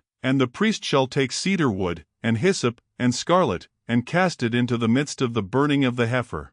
Then the priest shall wash his clothes, and he shall bathe his flesh in water, and afterward he shall come into the camp, and the priest shall be unclean until the even. And he that burneth her shall wash his clothes in water, and bathe his flesh in water, and shall be unclean until the even. And a man that is clean shall gather up the ashes of the heifer, and lay them up without the camp in a clean place, and it shall be kept for the congregation of the children of Israel for a water of separation. It is a purification for sin. And he that gathereth the ashes of the heifer shall wash his clothes, and be unclean until the even, and it shall be unto the children of Israel, and unto the stranger that sojourneth among them, for a statute forever. He that toucheth the dead body of any man shall be unclean 7 days. He shall purify himself with it on the 3rd day, and on the 7th day he shall be clean. But if he purify not himself the 3rd day, then the 7th day he shall not be clean. Whosoever toucheth the dead body of any man that is dead, and purifieth not himself,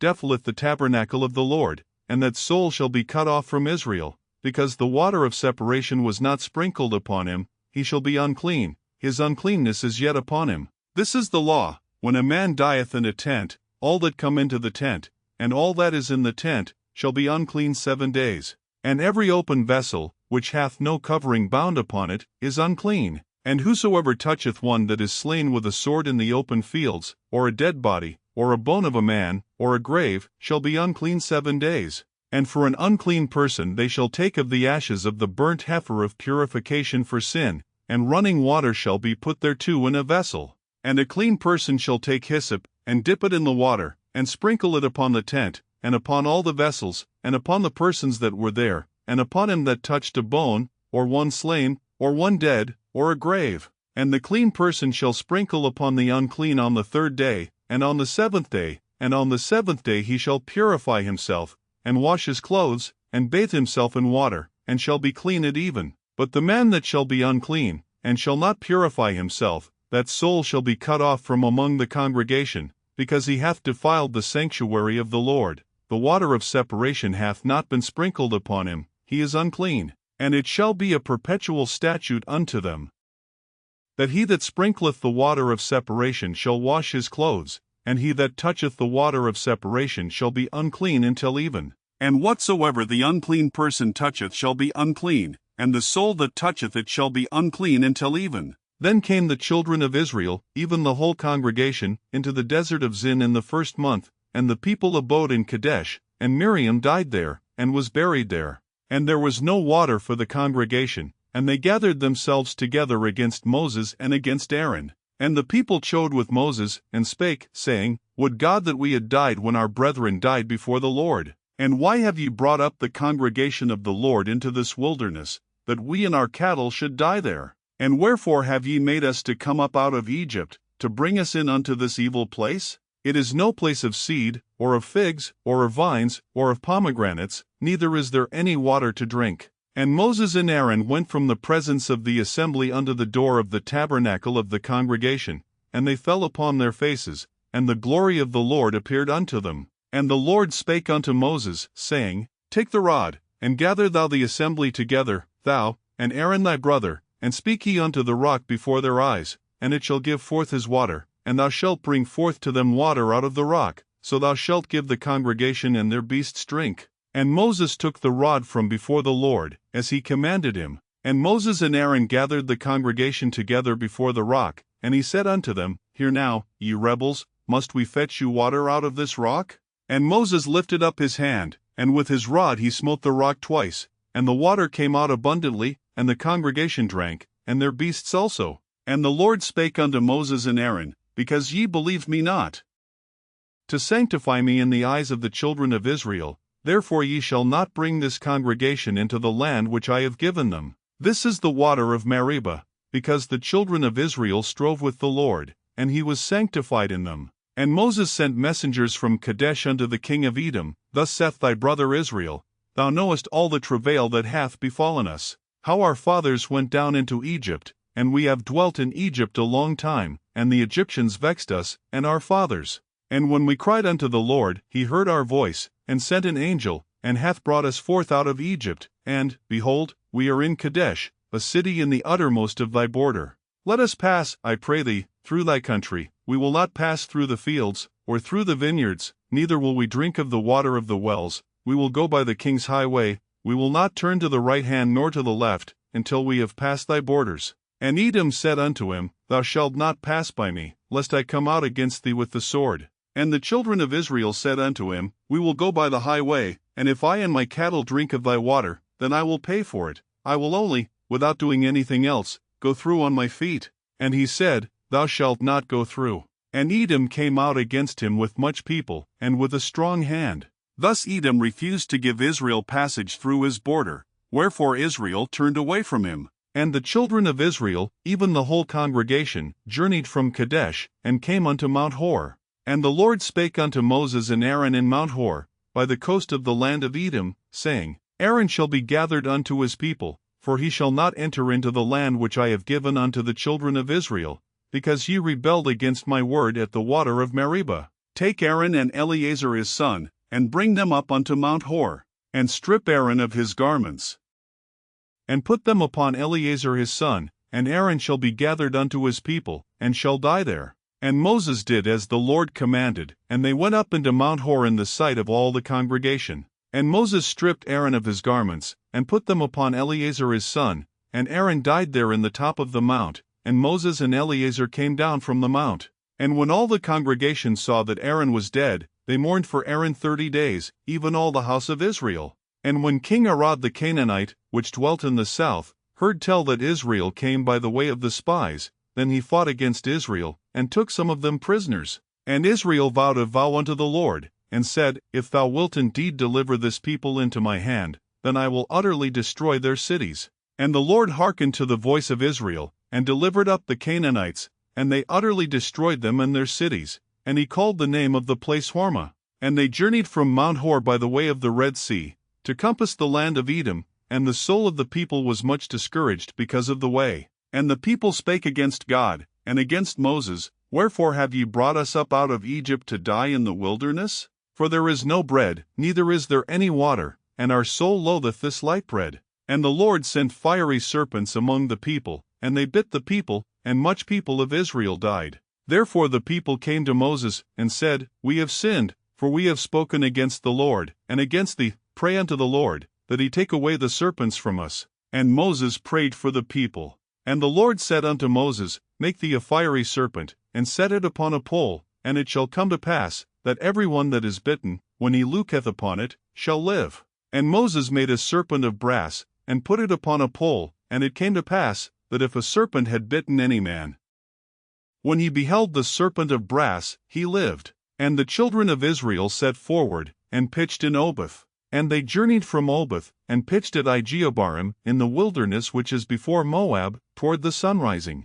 From thence they removed, and pitched in the valley of Zerd. From thence they removed, and pitched on the other side of Arnon, which is in the wilderness that cometh out of the coasts of the Amorites. For Arnon is the border of Moab, between Moab and the Amorites. Wherefore it is said in the book of the wars of the Lord, what he did in the Red Sea, and in the brooks of Arnon, and at the stream of the brooks that goeth down to the dwelling of Ar, and leath upon the border of Moab. And from thence they went to Beer, that is the well whereof the Lord spake unto Moses, Gather the people together, and I will give them water. Then Israel sang this song, Spring up, O well, sing ye unto it. The princes digged the well, the nobles of the people digged it, by the direction of the lawgiver, with their staves. And from the wilderness they went to Mattanah, and from Mattanah to Nahaliel, and from Nahaliel to Bamoth. And from Bamoth in the valley, that is in the country of Moab, to the top of Pisgah, which looketh toward Jeshimon. And Israel sent messengers unto Sihon king of the Amorites, saying,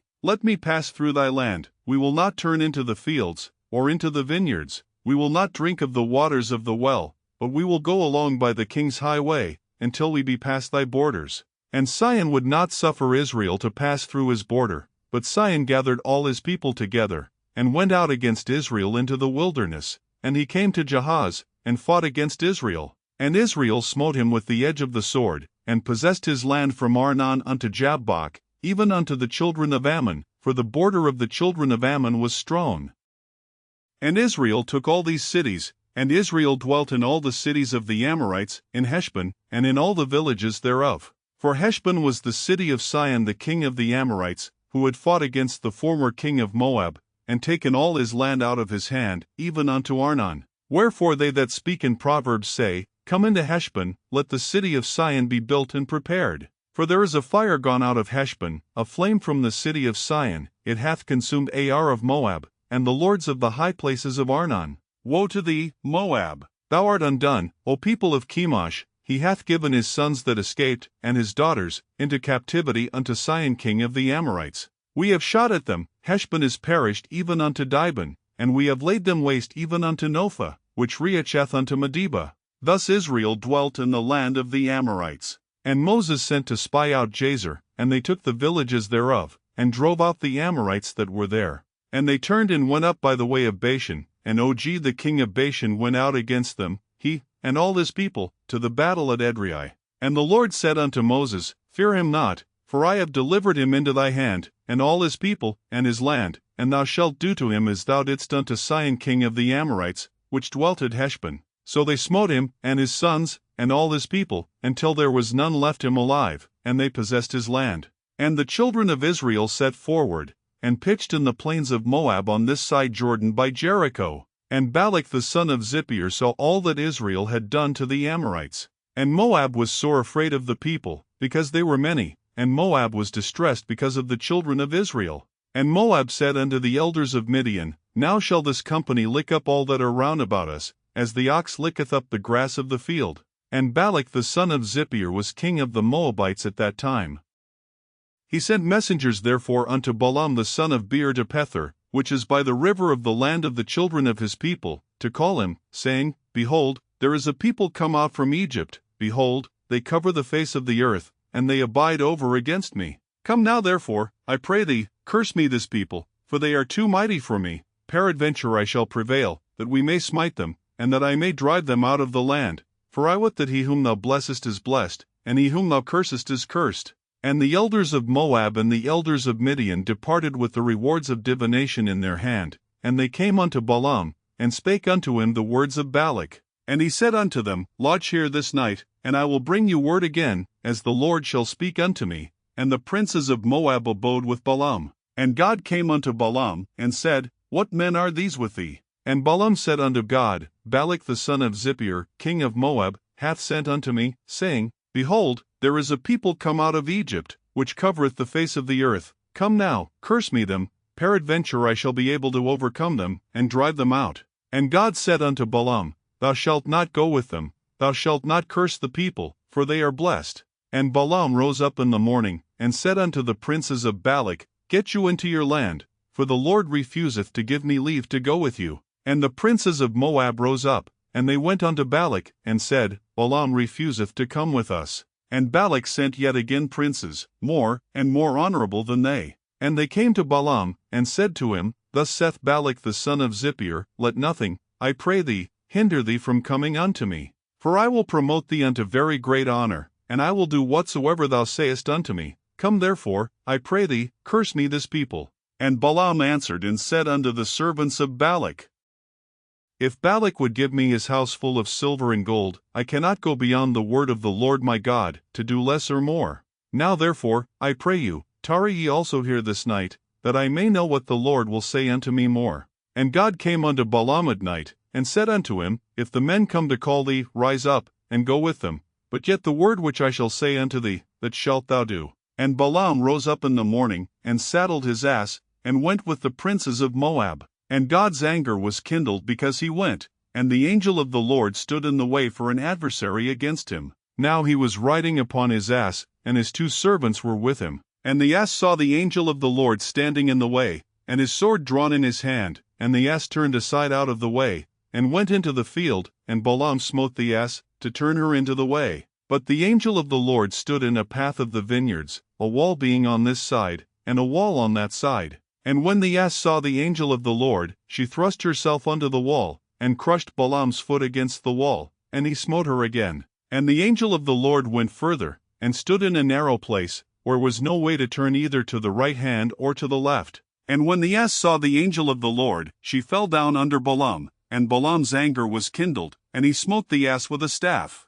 And the Lord opened the mouth of the ass, and she said unto Balaam, What have I done unto thee, that thou hast smitten me these 3 times? And Balaam said unto the ass, Because thou hast mocked me, I would there were a sword in mine hand, for now would I kill thee. And the ass said unto Balaam, Am not I thine ass, upon which thou hast ridden ever since I was thine unto this day? Was I ever wont to do so unto thee? And he said, Nay. Then the Lord opened the eyes of Balaam, and he saw the angel of the Lord standing in the way, and his sword drawn in his hand, and he bowed down his head, and fell flat on his face. And the angel of the Lord said unto him, Wherefore hast thou smitten thine ass these 3 times? Behold, I went out to withstand thee, because thy way is perverse before me. And the ass saw me, and turned from me these 3 times. Unless she had turned from me, surely now also I had slain thee, and saved her alive.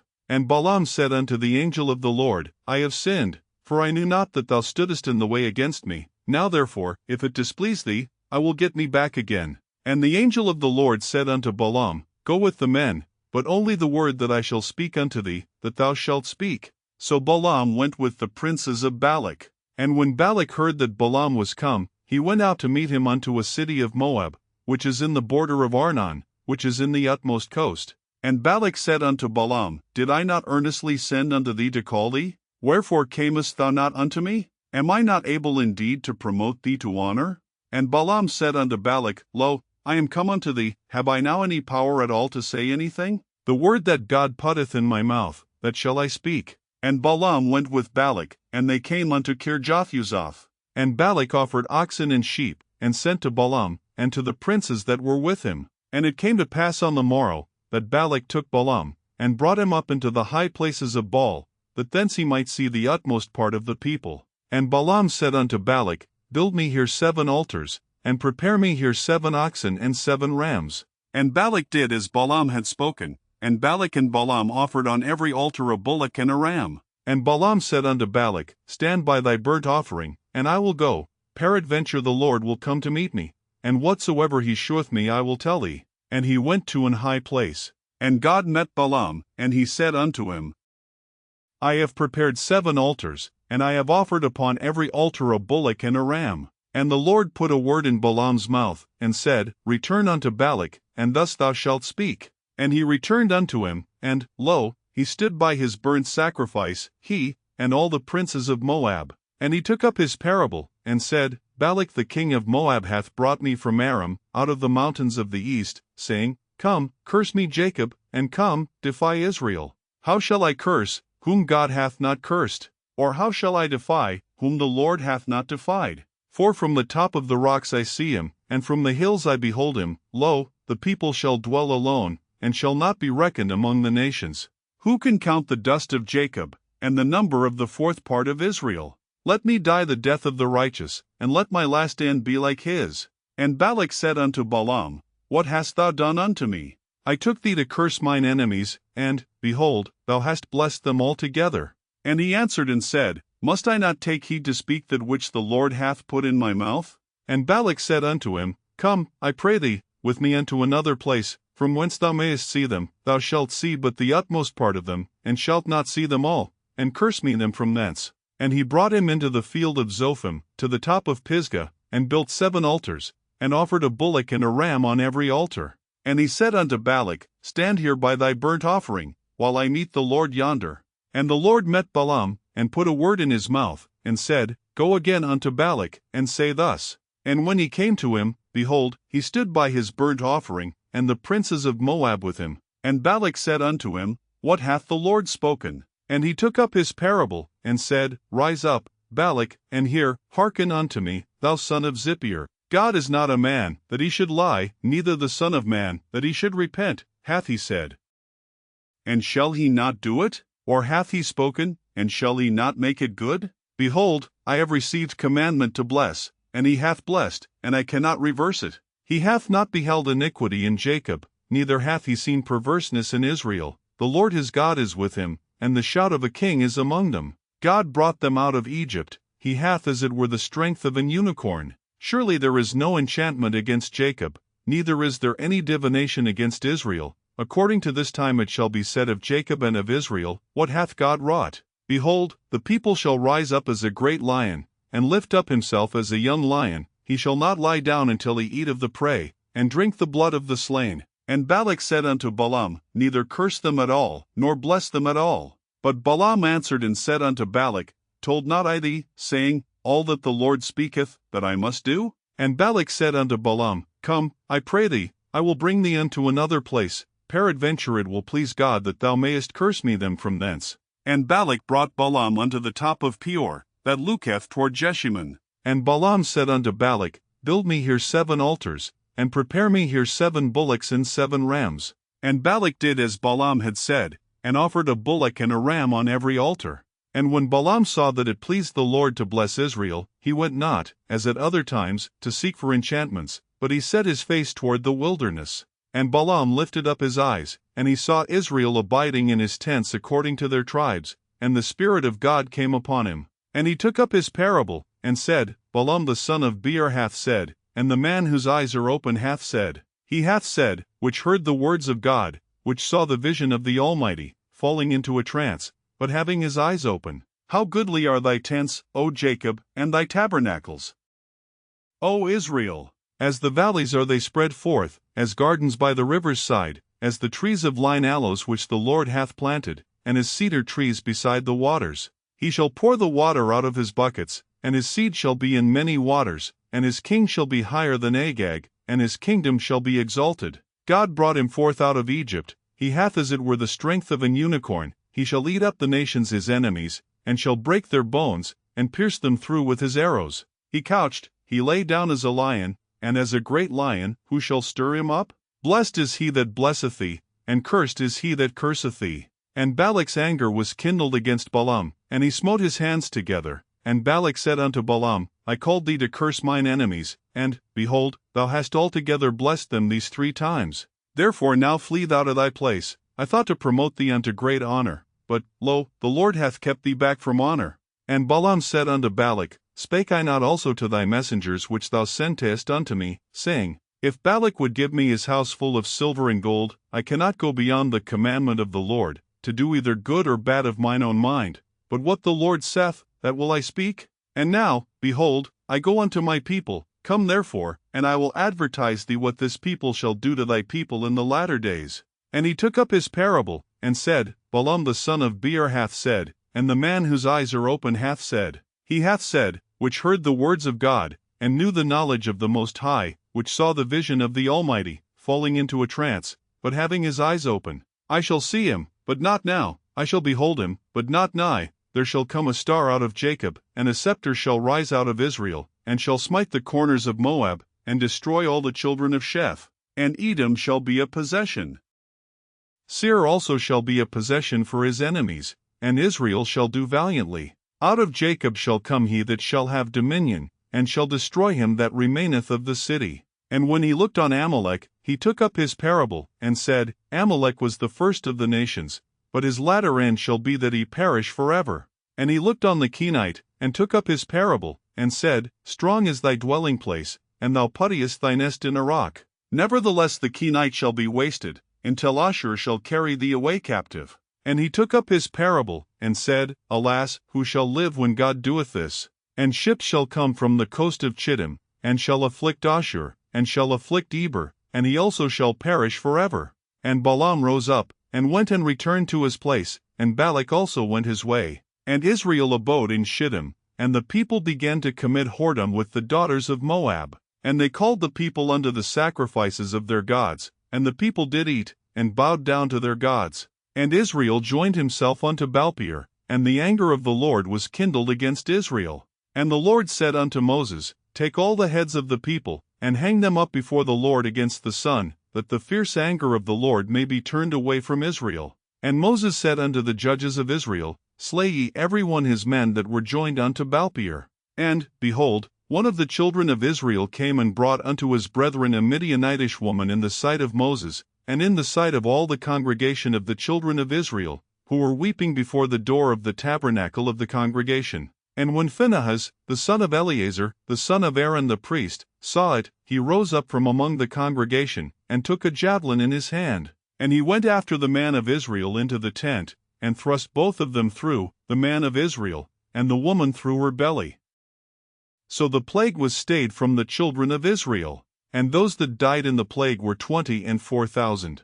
And the Lord spake unto Moses, saying, Phinehas, the son of Eleazar, the son of Aaron the priest, hath turned my wrath away from the children of Israel, while he was zealous for my sake among them, that I consumed not the children of Israel in my jealousy. Wherefore say, Behold, I give unto him my covenant of peace. And he shall have it, and his seed after him, even the covenant of an everlasting priesthood, because he was zealous for his God, and made an atonement for the children of Israel. Now the name of the Israelite that was slain, even that was slain with the Midianitish woman, was Zimri, the son of Salu, a prince of a chief house among the Simonites. And the name of the Midianitish woman that was slain was Cosbi, the daughter of Zur. He was head over a people, and of a chief house in Midian. And the Lord spake unto Moses, saying, Vex the Midianites, and smite them, for they vex you with their wiles, wherewith they have beguiled you in the matter of Peor, and in the matter of Cosbi, the daughter of a prince of Midian, their sister, which was slain in the day of the plague for Peor's sake. And it came to pass after the plague, that the Lord spake unto Moses and unto Eleazar the son of Aaron the priest, saying, Take the sum of all the congregation of the children of Israel, from 20 years old and upward, throughout their father's house, all that are able to go to war in Israel. And Moses and Eleazar the priest spake with them in the plains of Moab by Jordan near Jericho, saying, Take the sum of the people, from 20 years old and upward, as the Lord commanded Moses and the children of Israel, which went forth out of the land of Egypt. Reuben, the eldest son of Israel, the children of Reuben, Hanok, of whom cometh the family of the Hanokites, of Palu, the family of the Paluites, of Hezron, the family of the Hezronites, of Carmi, the family of the Carmites. These are the families of the Reubenites, and they that were numbered of them were 43,730. And the sons of Palu, Eliab. And the sons of Eliab, Nemuel, and Dathan, and Abiram. This is that Dathan and Abiram, which were famous in the congregation, who strove against Moses and against Aaron in the company of Korah, when they strove against the Lord. And the earth opened her mouth, and swallowed them up together with Korah, when that company died, what time the fire devoured 250 men, and they became a sign. Notwithstanding the children of Korah died not. The sons of Simeon after their families, of Nemuel, the family of the Nemuelites, of Jamin, the family of the Jaminites, of Jachin, the family of the Jachinites, of Zerah, the family of the Zarites, of Shaul, the family of the Shaulites. These are the families of the Simonites, 22,200. The children of Gad after their families, of Zephon, the family of the Zephonites, of Haggi, the family of the Haggites, of Shuni, the family of the Shunites, of Ozni, the family of the Oznites, of Eri, the family of the Erites, of Arad, the family of the Aradites, of Areli, the family of the Arelites. These are the families of the children of Gad according to those that were numbered of them, 40,500. The sons of Judah were Er and Onan, and Er and Onan died in the land of Canaan. And the sons of Judah after their families were, of Shelah, the family of the Shelonites, of Pharez, the family of the Pharzites, of Zerah, the family of the Zarites. And the sons of Pharez were, of Hezron, the family of the Hezronites, of Hamul, the family of the Hamulites. These are the families of Judah according to those that were numbered of them, 16,500. Of the sons of Issachar after their families, of Tola, the family of the Tolates, of Pua, the family of the Punites, of Jashub, the family of the Jashubites, of Shimron, the family of the Shimronites. These are the families of Issachar according to those that were numbered of them, 304,300. Of the sons of Zebulun after their families, of Sered, the family of the Sardites, of Elon, the family of the Elonites, of Yaleel, the family of the Jaleelites. These are the families of the Zebulunites according to those that were numbered of them, 3,500. The sons of Joseph after their families were Manasseh and Ephraim. Of the sons of Manasseh, of Machir, the family of the Machirites, and Machir begat Gilead, of Gilead come the family of the Gileadites. These are the sons of Gilead, of Jezer, the family of the Jezerites, of Helek, the family of the Helekites, and of Asriel, the family of the Asrielites, and of Shechem, the family of the Shechemites, and of Shemida, the family of the Shemidates, and of Hepher, the family of the Hepherites. And Zelophehad the son of Hepher had no sons, but daughters, and the names of the daughters of Zelophehad were Mahlah, and Noah, Hoglah, Milcah, and Tirzah. These are the families of Manasseh, and those that were numbered of them, 50,700. These are the sons of Ephraim after their families, of Shuthelah, the family of the Shuthalites, of Becher, the family of the Bachrites, of Tahan, the family of the Tahanites. And these are the sons of Shuthelah, of Aaron, the family of the Aaronites. These are the families of the sons of Ephraim according to those that were numbered of them, 32,500. These are the sons of Joseph after their families. The sons of Benjamin after their families, of Bela, the family of the Belates, of Ashbel, the family of the Ashbelites, of Ahiram, the family of the Ahiramites, of Shupham, the family of the Shuphamites, of Hupham, the family of the Huphamites. And the sons of Bela were Ard and Naaman, of Ard, the family of the Ardites, and of Naaman, the family of the Naamites. These are the sons of Benjamin after their families, and they that were numbered of them were 45,600. These are the sons of Dan after their families, of Shuham, the family of the Shuramites. These are the families of Dan after their families. All the families of the Shuramites, according to those that were numbered of them, were 304,400.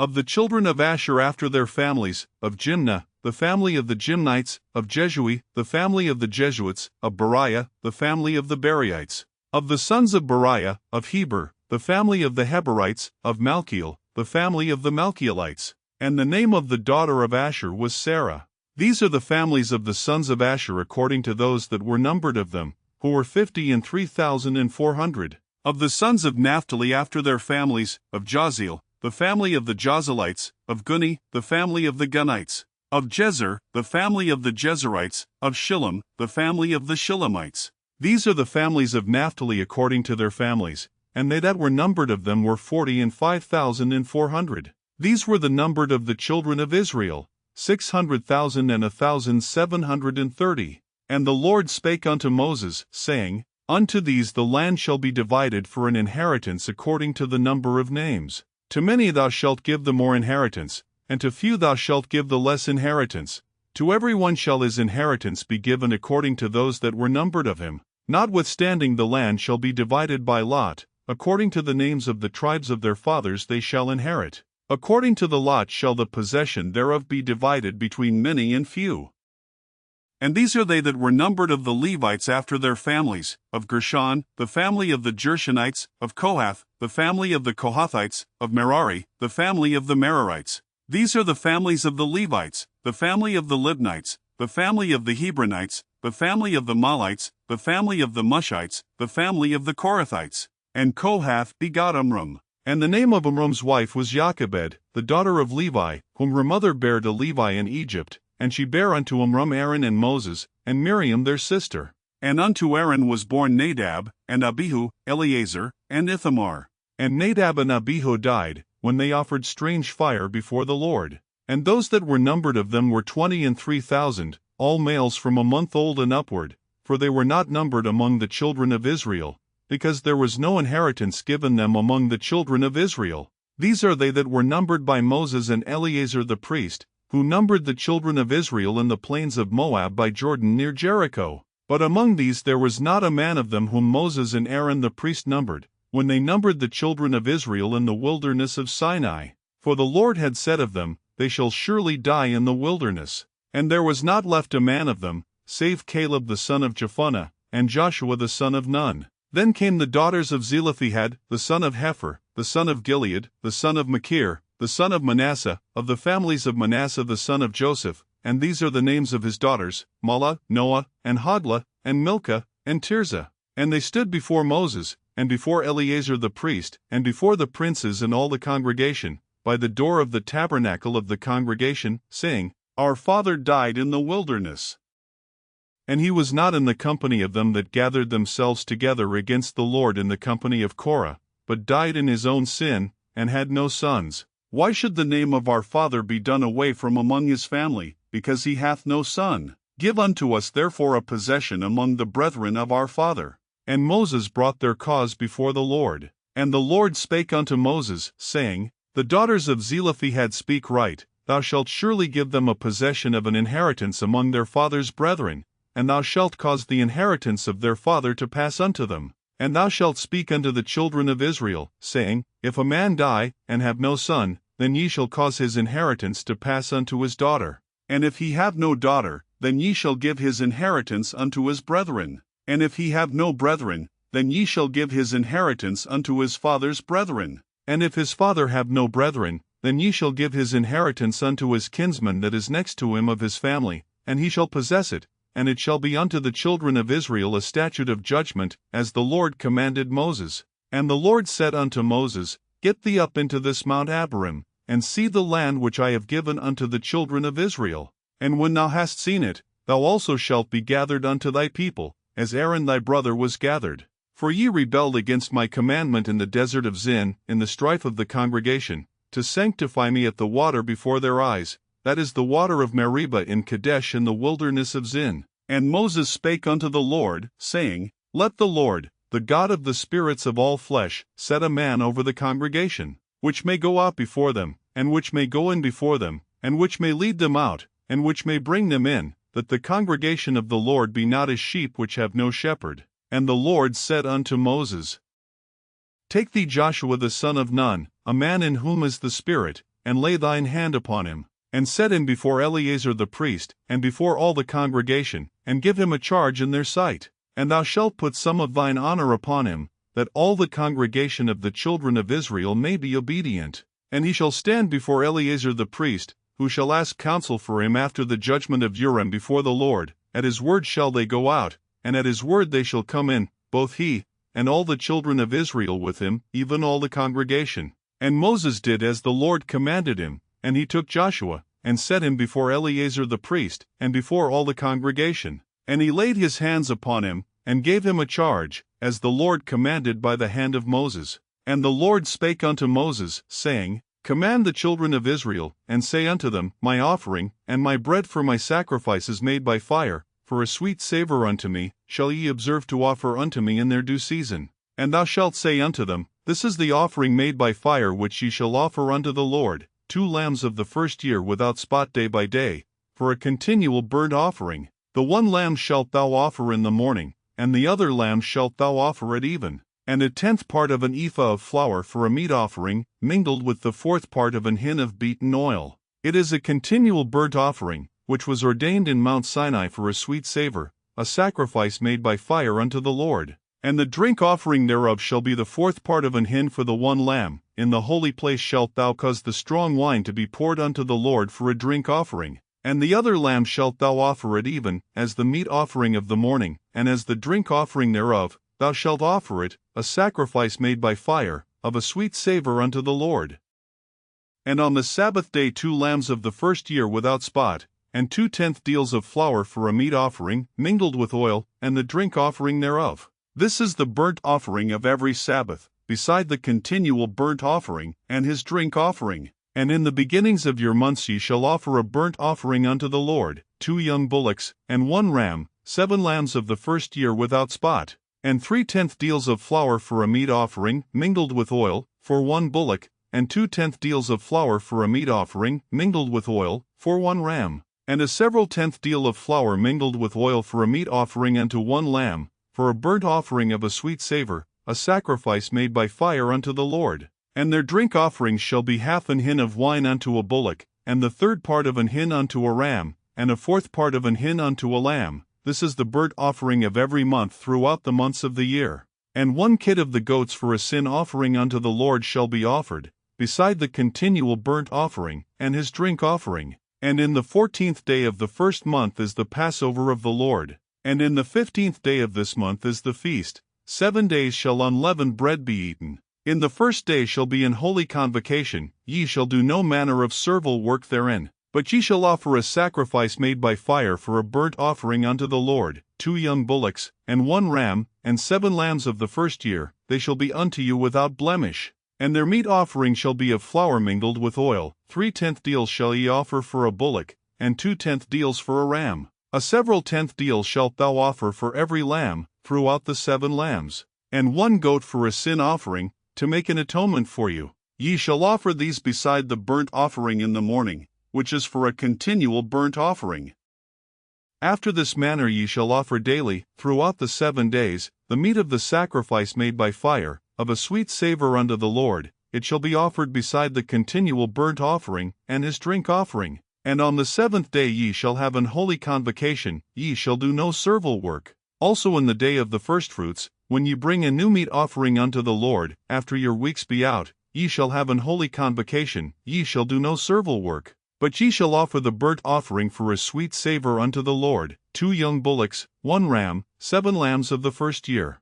And their meat offering of flour mingled with oil, 3/10 deals unto 1 bullock, 2/10 deals unto 1 ram, a several 10th deal unto 1 lamb, throughout the 7 lambs. And 1 kid of the goats, to make an atonement for you. Ye shall offer them beside the continual burnt offering, and his meat offering, they shall be unto you without blemish, and their drink offerings. And in the 7th month, on the 1st day of the month, ye shall have an holy convocation, ye shall do no servile work. It is a day of blowing the trumpets unto you. And ye shall offer a burnt offering for a sweet savour unto the Lord, 1 young bullock, 1 ram, and 7 lambs of the first year without blemish. And their meat offering shall be of flour mingled with oil, 3/10 deals for a bullock, and 2/10 deals for a ram, and 1/10 deal for 1 lamb, throughout the 7 lambs. And 1 kid of the goats for a sin offering, to make an atonement for you, beside the burnt offering of the month, and his meat offering, and the daily burnt offering, and his meat offering, and their drink offerings, according unto their manner, for a sweet savour, a sacrifice made by fire unto the Lord. And ye shall have on the 10th day of this 7th month an holy convocation, and ye shall afflict your souls, ye shall not do any work therein, but ye shall offer a burnt offering unto the Lord for a sweet savour, 1 young bullock, 1 ram, and 7 lambs of the first year, they shall be unto you without blemish. And their meat offering shall be of flour mingled with oil, 3/10 deals to a bullock, and 2/10 deals to 1 ram, a several 10th deal for 1 lamb, throughout the 7 lambs. 1 kid of the goats for a sin offering, beside the sin offering of atonement, and the continual burnt offering, and the meat offering of it, and their drink offerings. And on the 15th day of the 7th month ye shall have an holy convocation, ye shall do no servile work, and ye shall keep a feast unto the Lord 7 days. And ye shall offer a burnt offering, a sacrifice made by fire, of a sweet savour unto the Lord, 13 young bullocks, 2 rams, and 14 lambs of the first year, they shall be without blemish. And their meat offering shall be of flour mingled with oil, 3/10 deals unto every bullock of the 13 bullocks,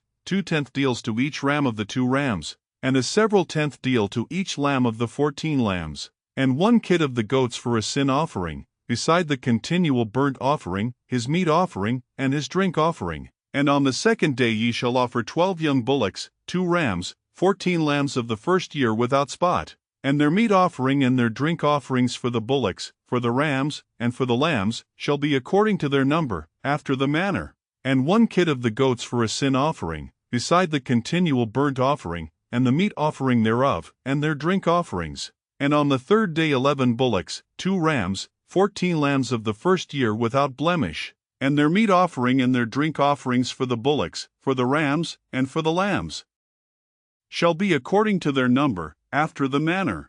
And 1 goat for a sin offering, beside the continual burnt offering, and his meat offering, and his drink offering. And on the 4th day 10 bullocks, 2 rams, and 14 lambs of the first year without blemish. Their meat offering and their drink offerings for the bullocks, for the rams, and for the lambs, shall be according to their number, after the manner.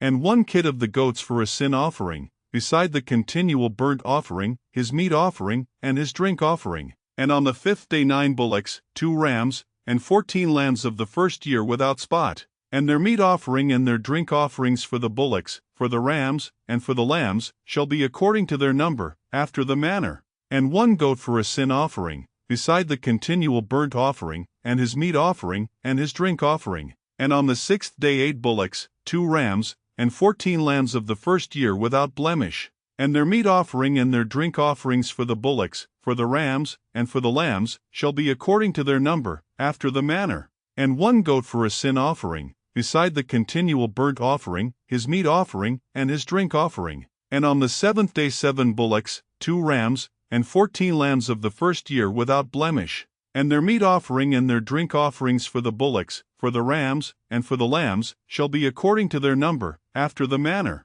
And 1 goat for a sin offering, beside the continual burnt offering, his meat offering, and his drink offering. On the 8th day ye shall have a solemn assembly, ye shall do no servile work therein. But ye shall offer a burnt offering, a sacrifice made by fire, of a sweet savour unto the Lord, 1 bullock, 1 ram, 7 lambs of the first year without blemish. Their meat offering and their drink offerings for the bullock, for the ram, and for the lambs, shall be according to their number, after the manner. And 1 goat for a sin offering, beside the continual burnt offering, and his meat offering, and his drink offering. These things ye shall do unto the Lord in your set feasts, beside your vows, and your freewill offerings, for your burnt offerings, and for your meat offerings, and for your drink offerings, and for your peace offerings. And Moses told the children of Israel according to all that the Lord commanded Moses. And Moses spake unto the heads of the tribes concerning the children of Israel, saying, This is the thing which the Lord hath commanded.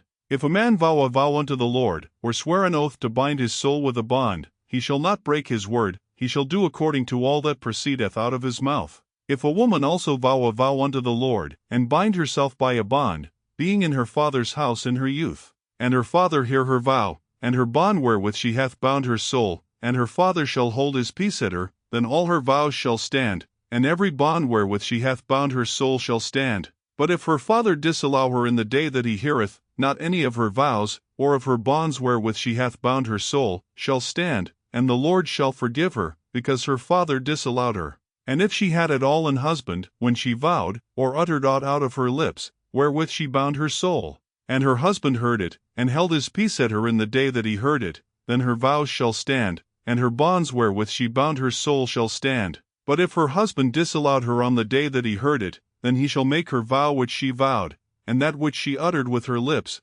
wherewith she bound her soul, of none effect, and the Lord shall forgive her. But every vow of a widow, and of her that is divorced, wherewith they have bound their souls, shall stand against her. And if she vowed in her husband's house, or bound her soul by a bond with an oath, and her husband heard it, and held his peace at her, and disallowed her not, then all her vows shall stand, and every bond wherewith she bound her soul shall stand. But if her husband hath utterly made them void on the day he heard them, then whatsoever proceeded out of her lips concerning her vows, or concerning the bond of her soul, shall not stand. Her husband hath made them void, and the Lord shall forgive her. Every vow, and every binding oath to afflict the soul, her husband may establish it, or her husband may make it void. But if her husband altogether hold his peace at her from day to day, then he establisheth all her vows, or all her bonds, which are upon her, he confirmeth them, because he held his peace at her in the day that he heard them. But if he shall any ways make them void after that he hath heard them, then he shall bear her iniquity. These are the statutes, which the Lord commanded Moses, between a man and his wife, between the father and his daughter, being yet in her youth in her father's house. And the Lord spake unto Moses, saying, Avenge the children of Israel of the Midianites, afterward shalt thou be gathered unto thy people. And Moses spake unto the people, saying, Arm some of yourselves unto the war, and let them go against the Midianites, and avenge the Lord of Midian. Of every tribe 1,000, throughout all the tribes of Israel, shall ye send to the war. So there were delivered out of the thousands of Israel, 1,000 of every tribe, 12,000 armed for war. And Moses sent them to the war, 1,000 of every tribe, them and Phinehas the son of Eleazar the priest, to the war, with the holy instruments, and the trumpets to blow in his hand. And they warred against the Midianites, as the Lord commanded Moses, and they slew all the males. And they slew the kings of Midian, beside the rest of them that were slain, namely, Evi, and Rechem, and Zur. And Hur, and Reba, 5 kings of Midian, Balaam also the son of Beer they slew with the sword. And the children of Israel took all the women of Midian captives, and their little ones, and took the spoil of all their cattle, and all their flocks, and all their goods. And they burnt all their cities wherein they dwelt, and all their goodly castles, with fire. And they took all the spoil, and all the prey, both of men and of beasts. And they brought the captives, and the prey, and the spoil, unto Moses, and Eleazar the priest, and unto the congregation of the children of Israel, unto the camp at the plains of Moab, which are by Jordan near Jericho. And Moses, and Eleazar the priest, and all the princes of the congregation, went forth to meet them without the camp.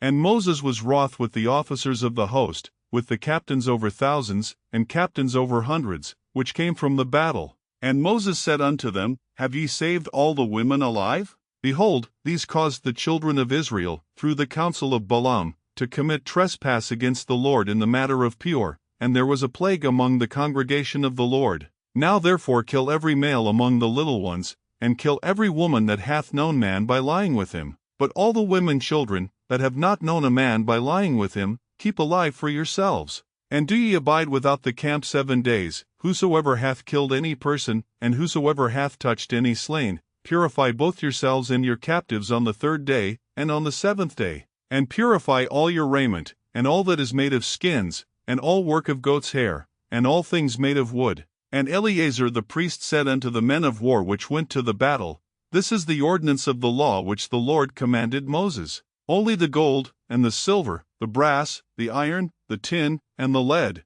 everything that may abide the fire, ye shall make it go through the fire.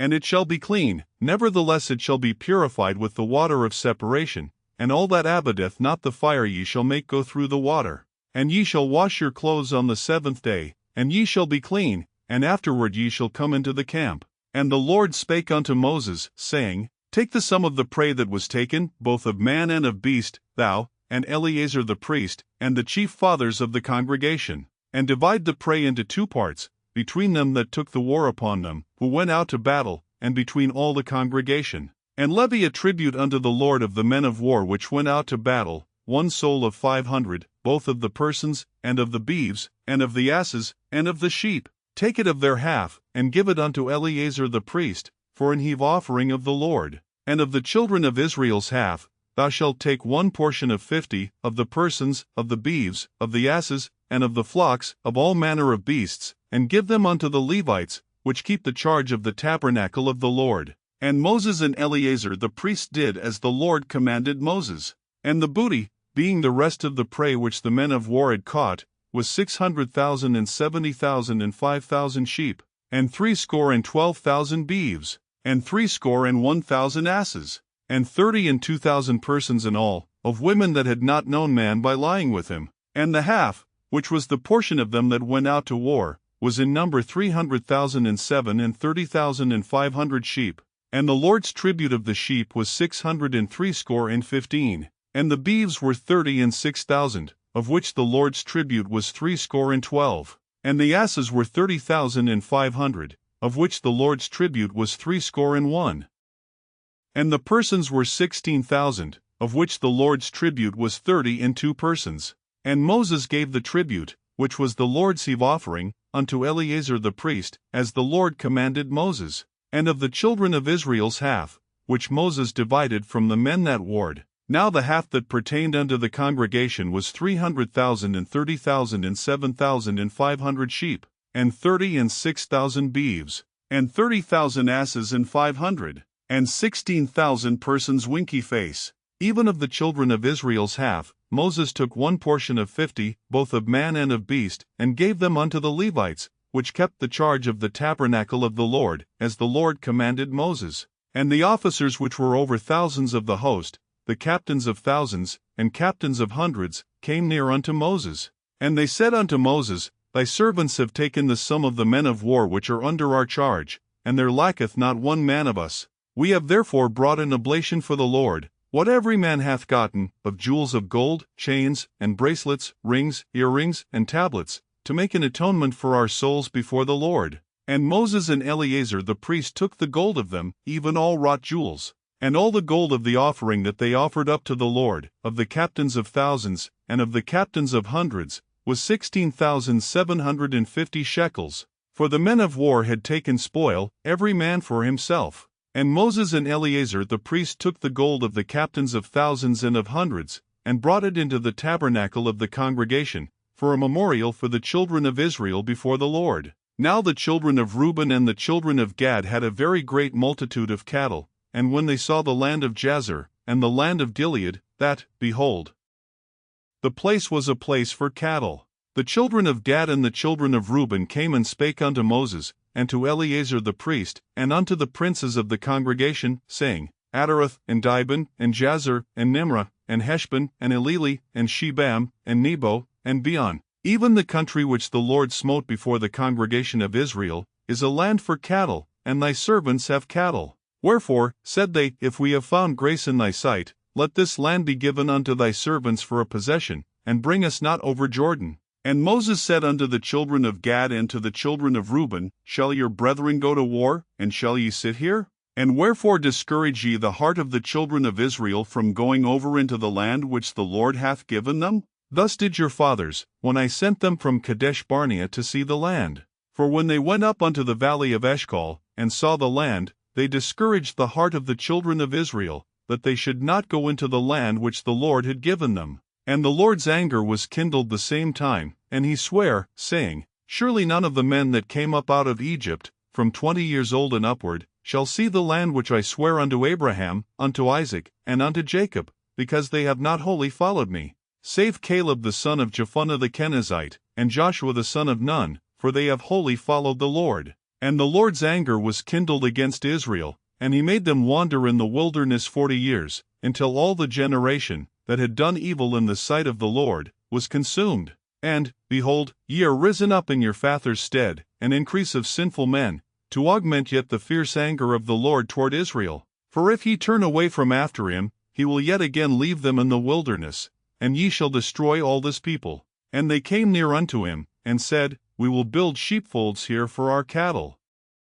and cities for our little ones, but we ourselves will go ready armed before the children of Israel, until we have brought them unto their place, and our little ones shall dwell in the fenced cities because of the inhabitants of the land. We will not return unto our houses, until the children of Israel have inherited every man his inheritance. For we will not inherit with them on yonder side Jordan, or forward, because our inheritance is fallen to us on this side Jordan eastward. And Moses said unto them, If you will do this thing, if you will go armed before the Lord to war, and will go all of you armed over Jordan before the Lord, until he hath driven out his enemies from before him, and the land be subdued before the Lord, then afterward ye shall return, and be guiltless before the Lord, and before Israel, and this land shall be your possession before the Lord. But if ye will not do so, behold, ye have sinned against the Lord, and be sure your sin will find you out. Build you cities for your little ones, and folds for your sheep, and do that which hath proceeded out of your mouth.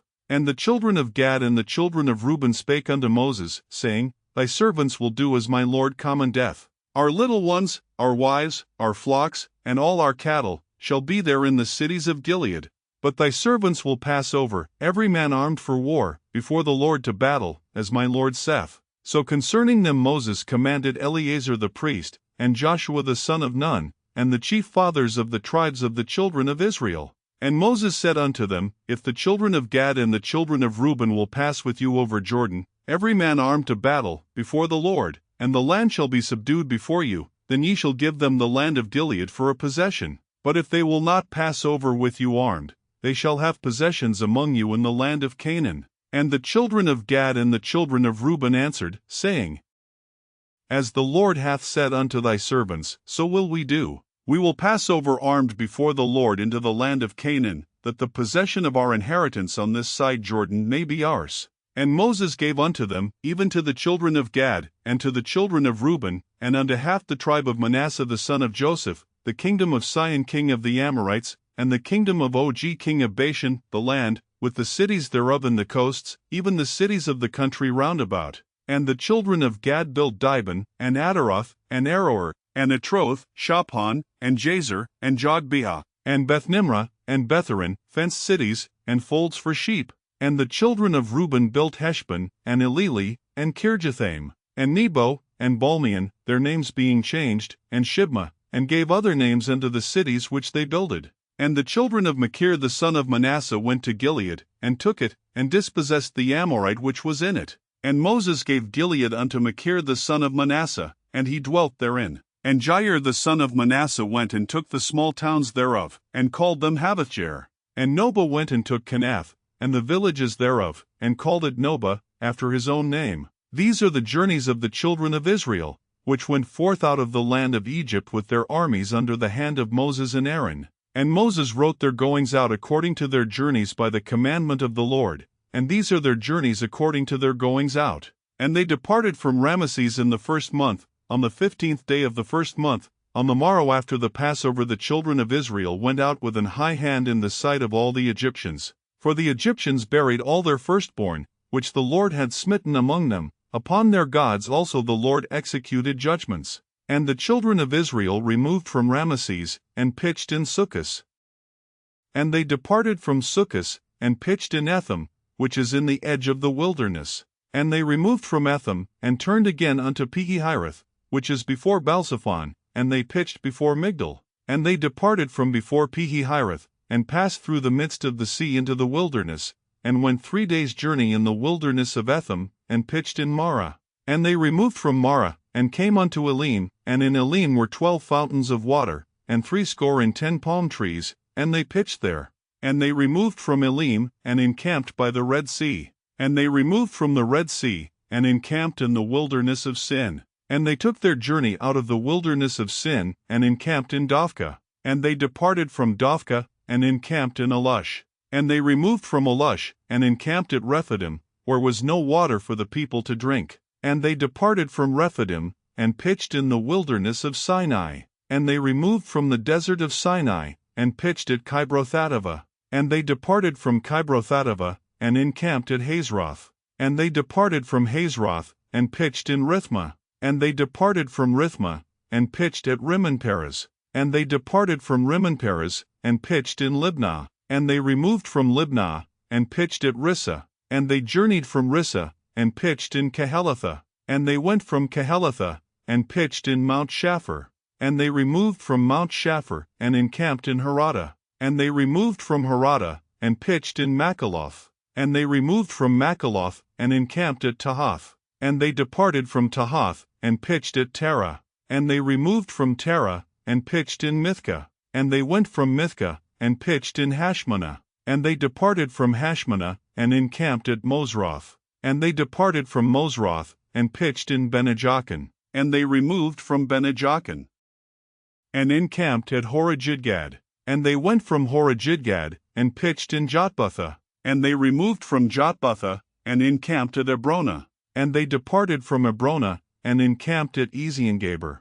And they removed from Eziongaber, and pitched in the wilderness of Zin, which is Kadesh. And they removed from Kadesh, and pitched in Mount Hor, in the edge of the land of Edom. And Aaron the priest went up into Mount Hor at the commandment of the Lord, and died there, in the 40th year after the children of Israel were come out of the land of Egypt, in the 1st day of the 5th month. And Aaron was 123 years old when he died in Mount Hor. And King Arad the Canaanite, which dwelt in the south in the land of Canaan, heard of the coming of the children of Israel. And they departed from Mount Hor, and pitched in Zalmonah. And they departed from Zalmonah, and pitched in Punon. And they departed from Punon, and pitched in Oboth. And they departed from Oboth, and pitched in Ijeobarim, in the border of Moab. And they departed from Iim, and pitched in Dibongad. And they removed from Dibongad, and encamped in Almon-Diblatham. And they removed from Almon-Diblatham, and pitched in the mountains of Abarim, before Nebo.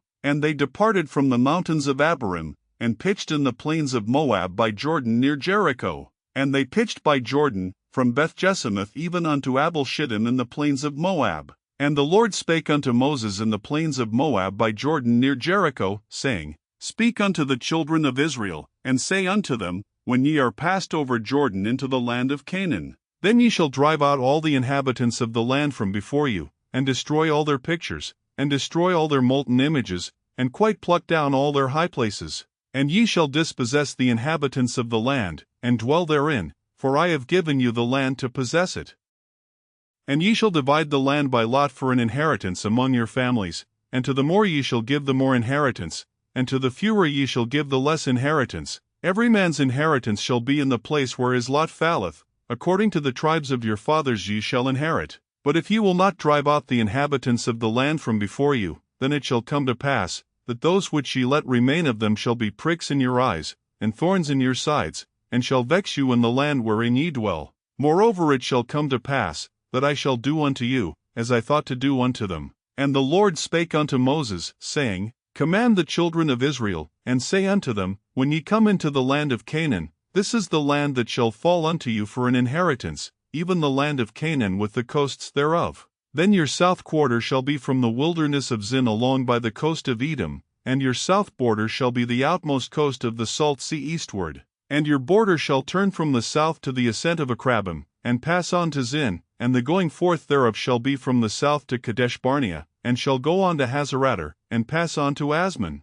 And the border shall fetch a compass from Asmon unto the river of Egypt, and the goings out of it shall be at the sea. And as for the western border, ye shall even have the great sea for a border, this shall be your west border. And this shall be your north border, from the great sea ye shall point out for you Mount Hor. From Mount Hor ye shall point out your border unto the entrance of Hamath, and the goings forth of the border shall be to Zedad. And the border shall go on to Ziphron, and the goings out of it shall be at Hazarenan, this shall be your north border. And ye shall point out your east border from Hazarenan to Shepham, and the coast shall go down from Shepham to Riblah, on the east side of Ain, and the border shall descend, and shall reach unto the side of the sea of Chinnereth eastward. And the border shall go down to Jordan, and the goings out of it shall be at the salt sea, this shall be your land with the coasts thereof round about. And Moses commanded the children of Israel, saying, This is the land which ye shall inherit by lot, which the Lord commanded to give unto the 9 tribes, and to the half-tribe.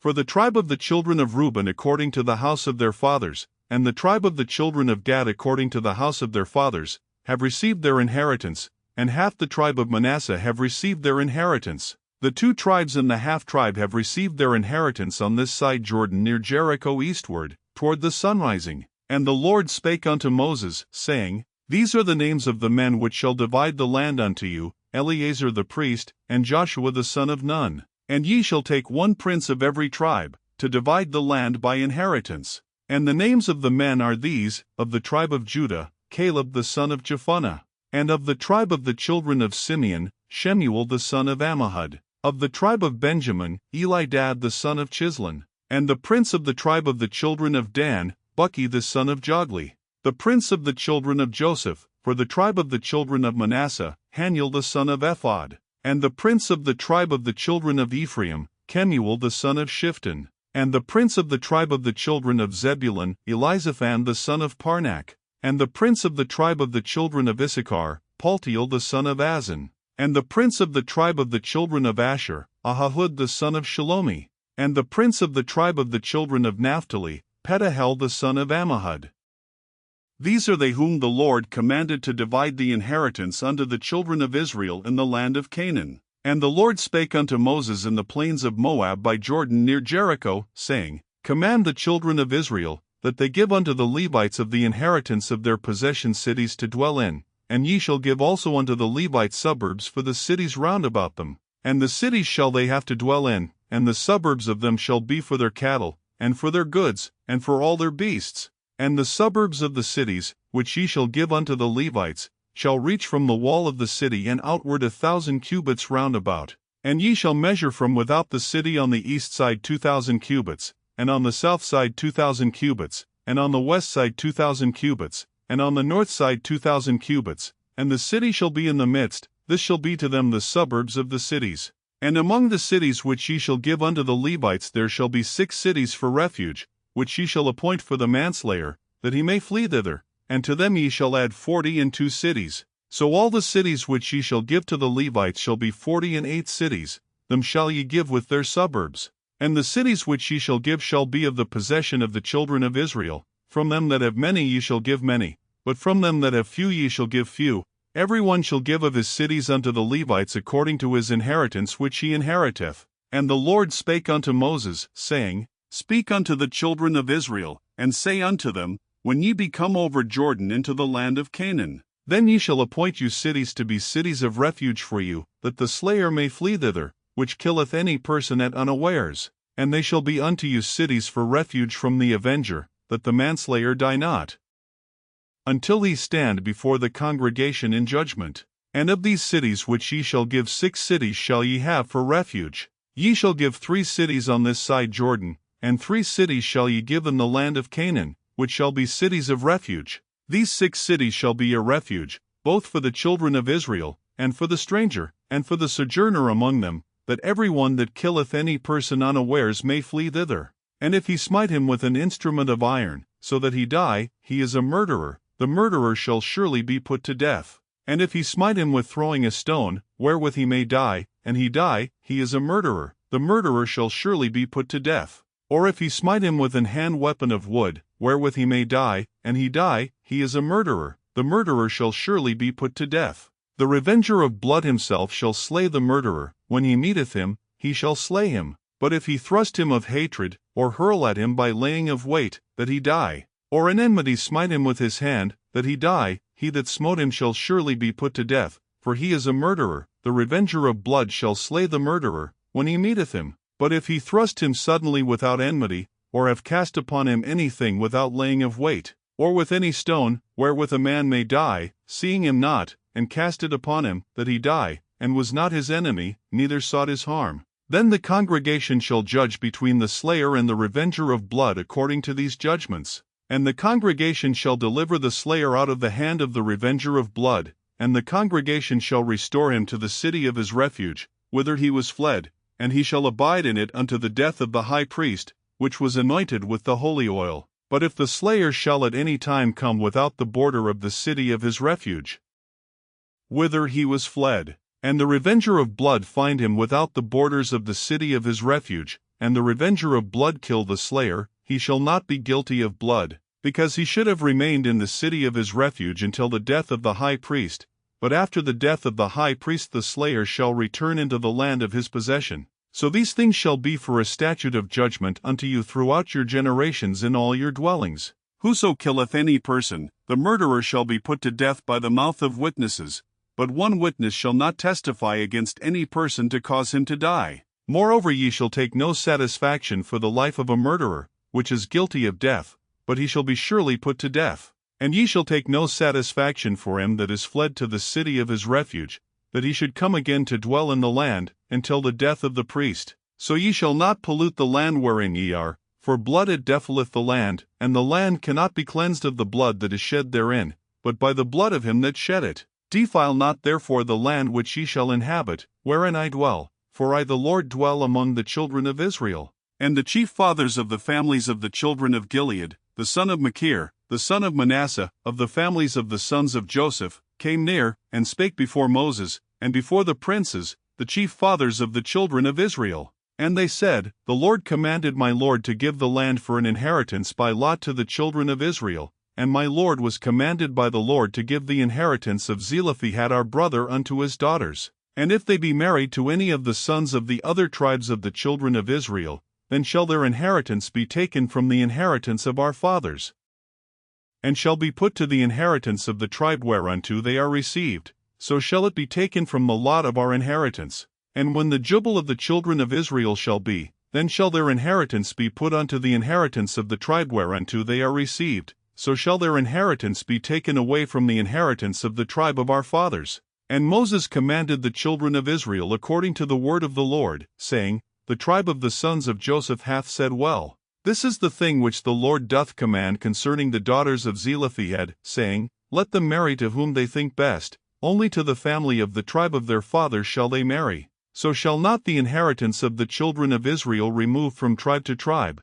for every one of the children of Israel shall keep himself to the inheritance of the tribe of his fathers. And every daughter, that possesseth an inheritance in any tribe of the children of Israel, shall be wife unto one of the family of the tribe of her father, that the children of Israel may enjoy every man the inheritance of his fathers. Neither shall the inheritance remove from one tribe to another tribe, but every one of the tribes of the children of Israel shall keep himself to his own inheritance. Even as the Lord commanded Moses, so did the daughters of Zelophehad. For Mahlah, Tirzah, and Hoglah, and Milcah, and Noah, the daughters of Zelophehad, were married unto their father's brothers' sons. And they were married into the families of the sons of Manasseh the son of Joseph, and their inheritance remained in the tribe of the family of their father. These are the commandments and the judgments, which the Lord commanded by the hand of Moses unto the children of Israel in the plains of Moab by Jordan near Jericho.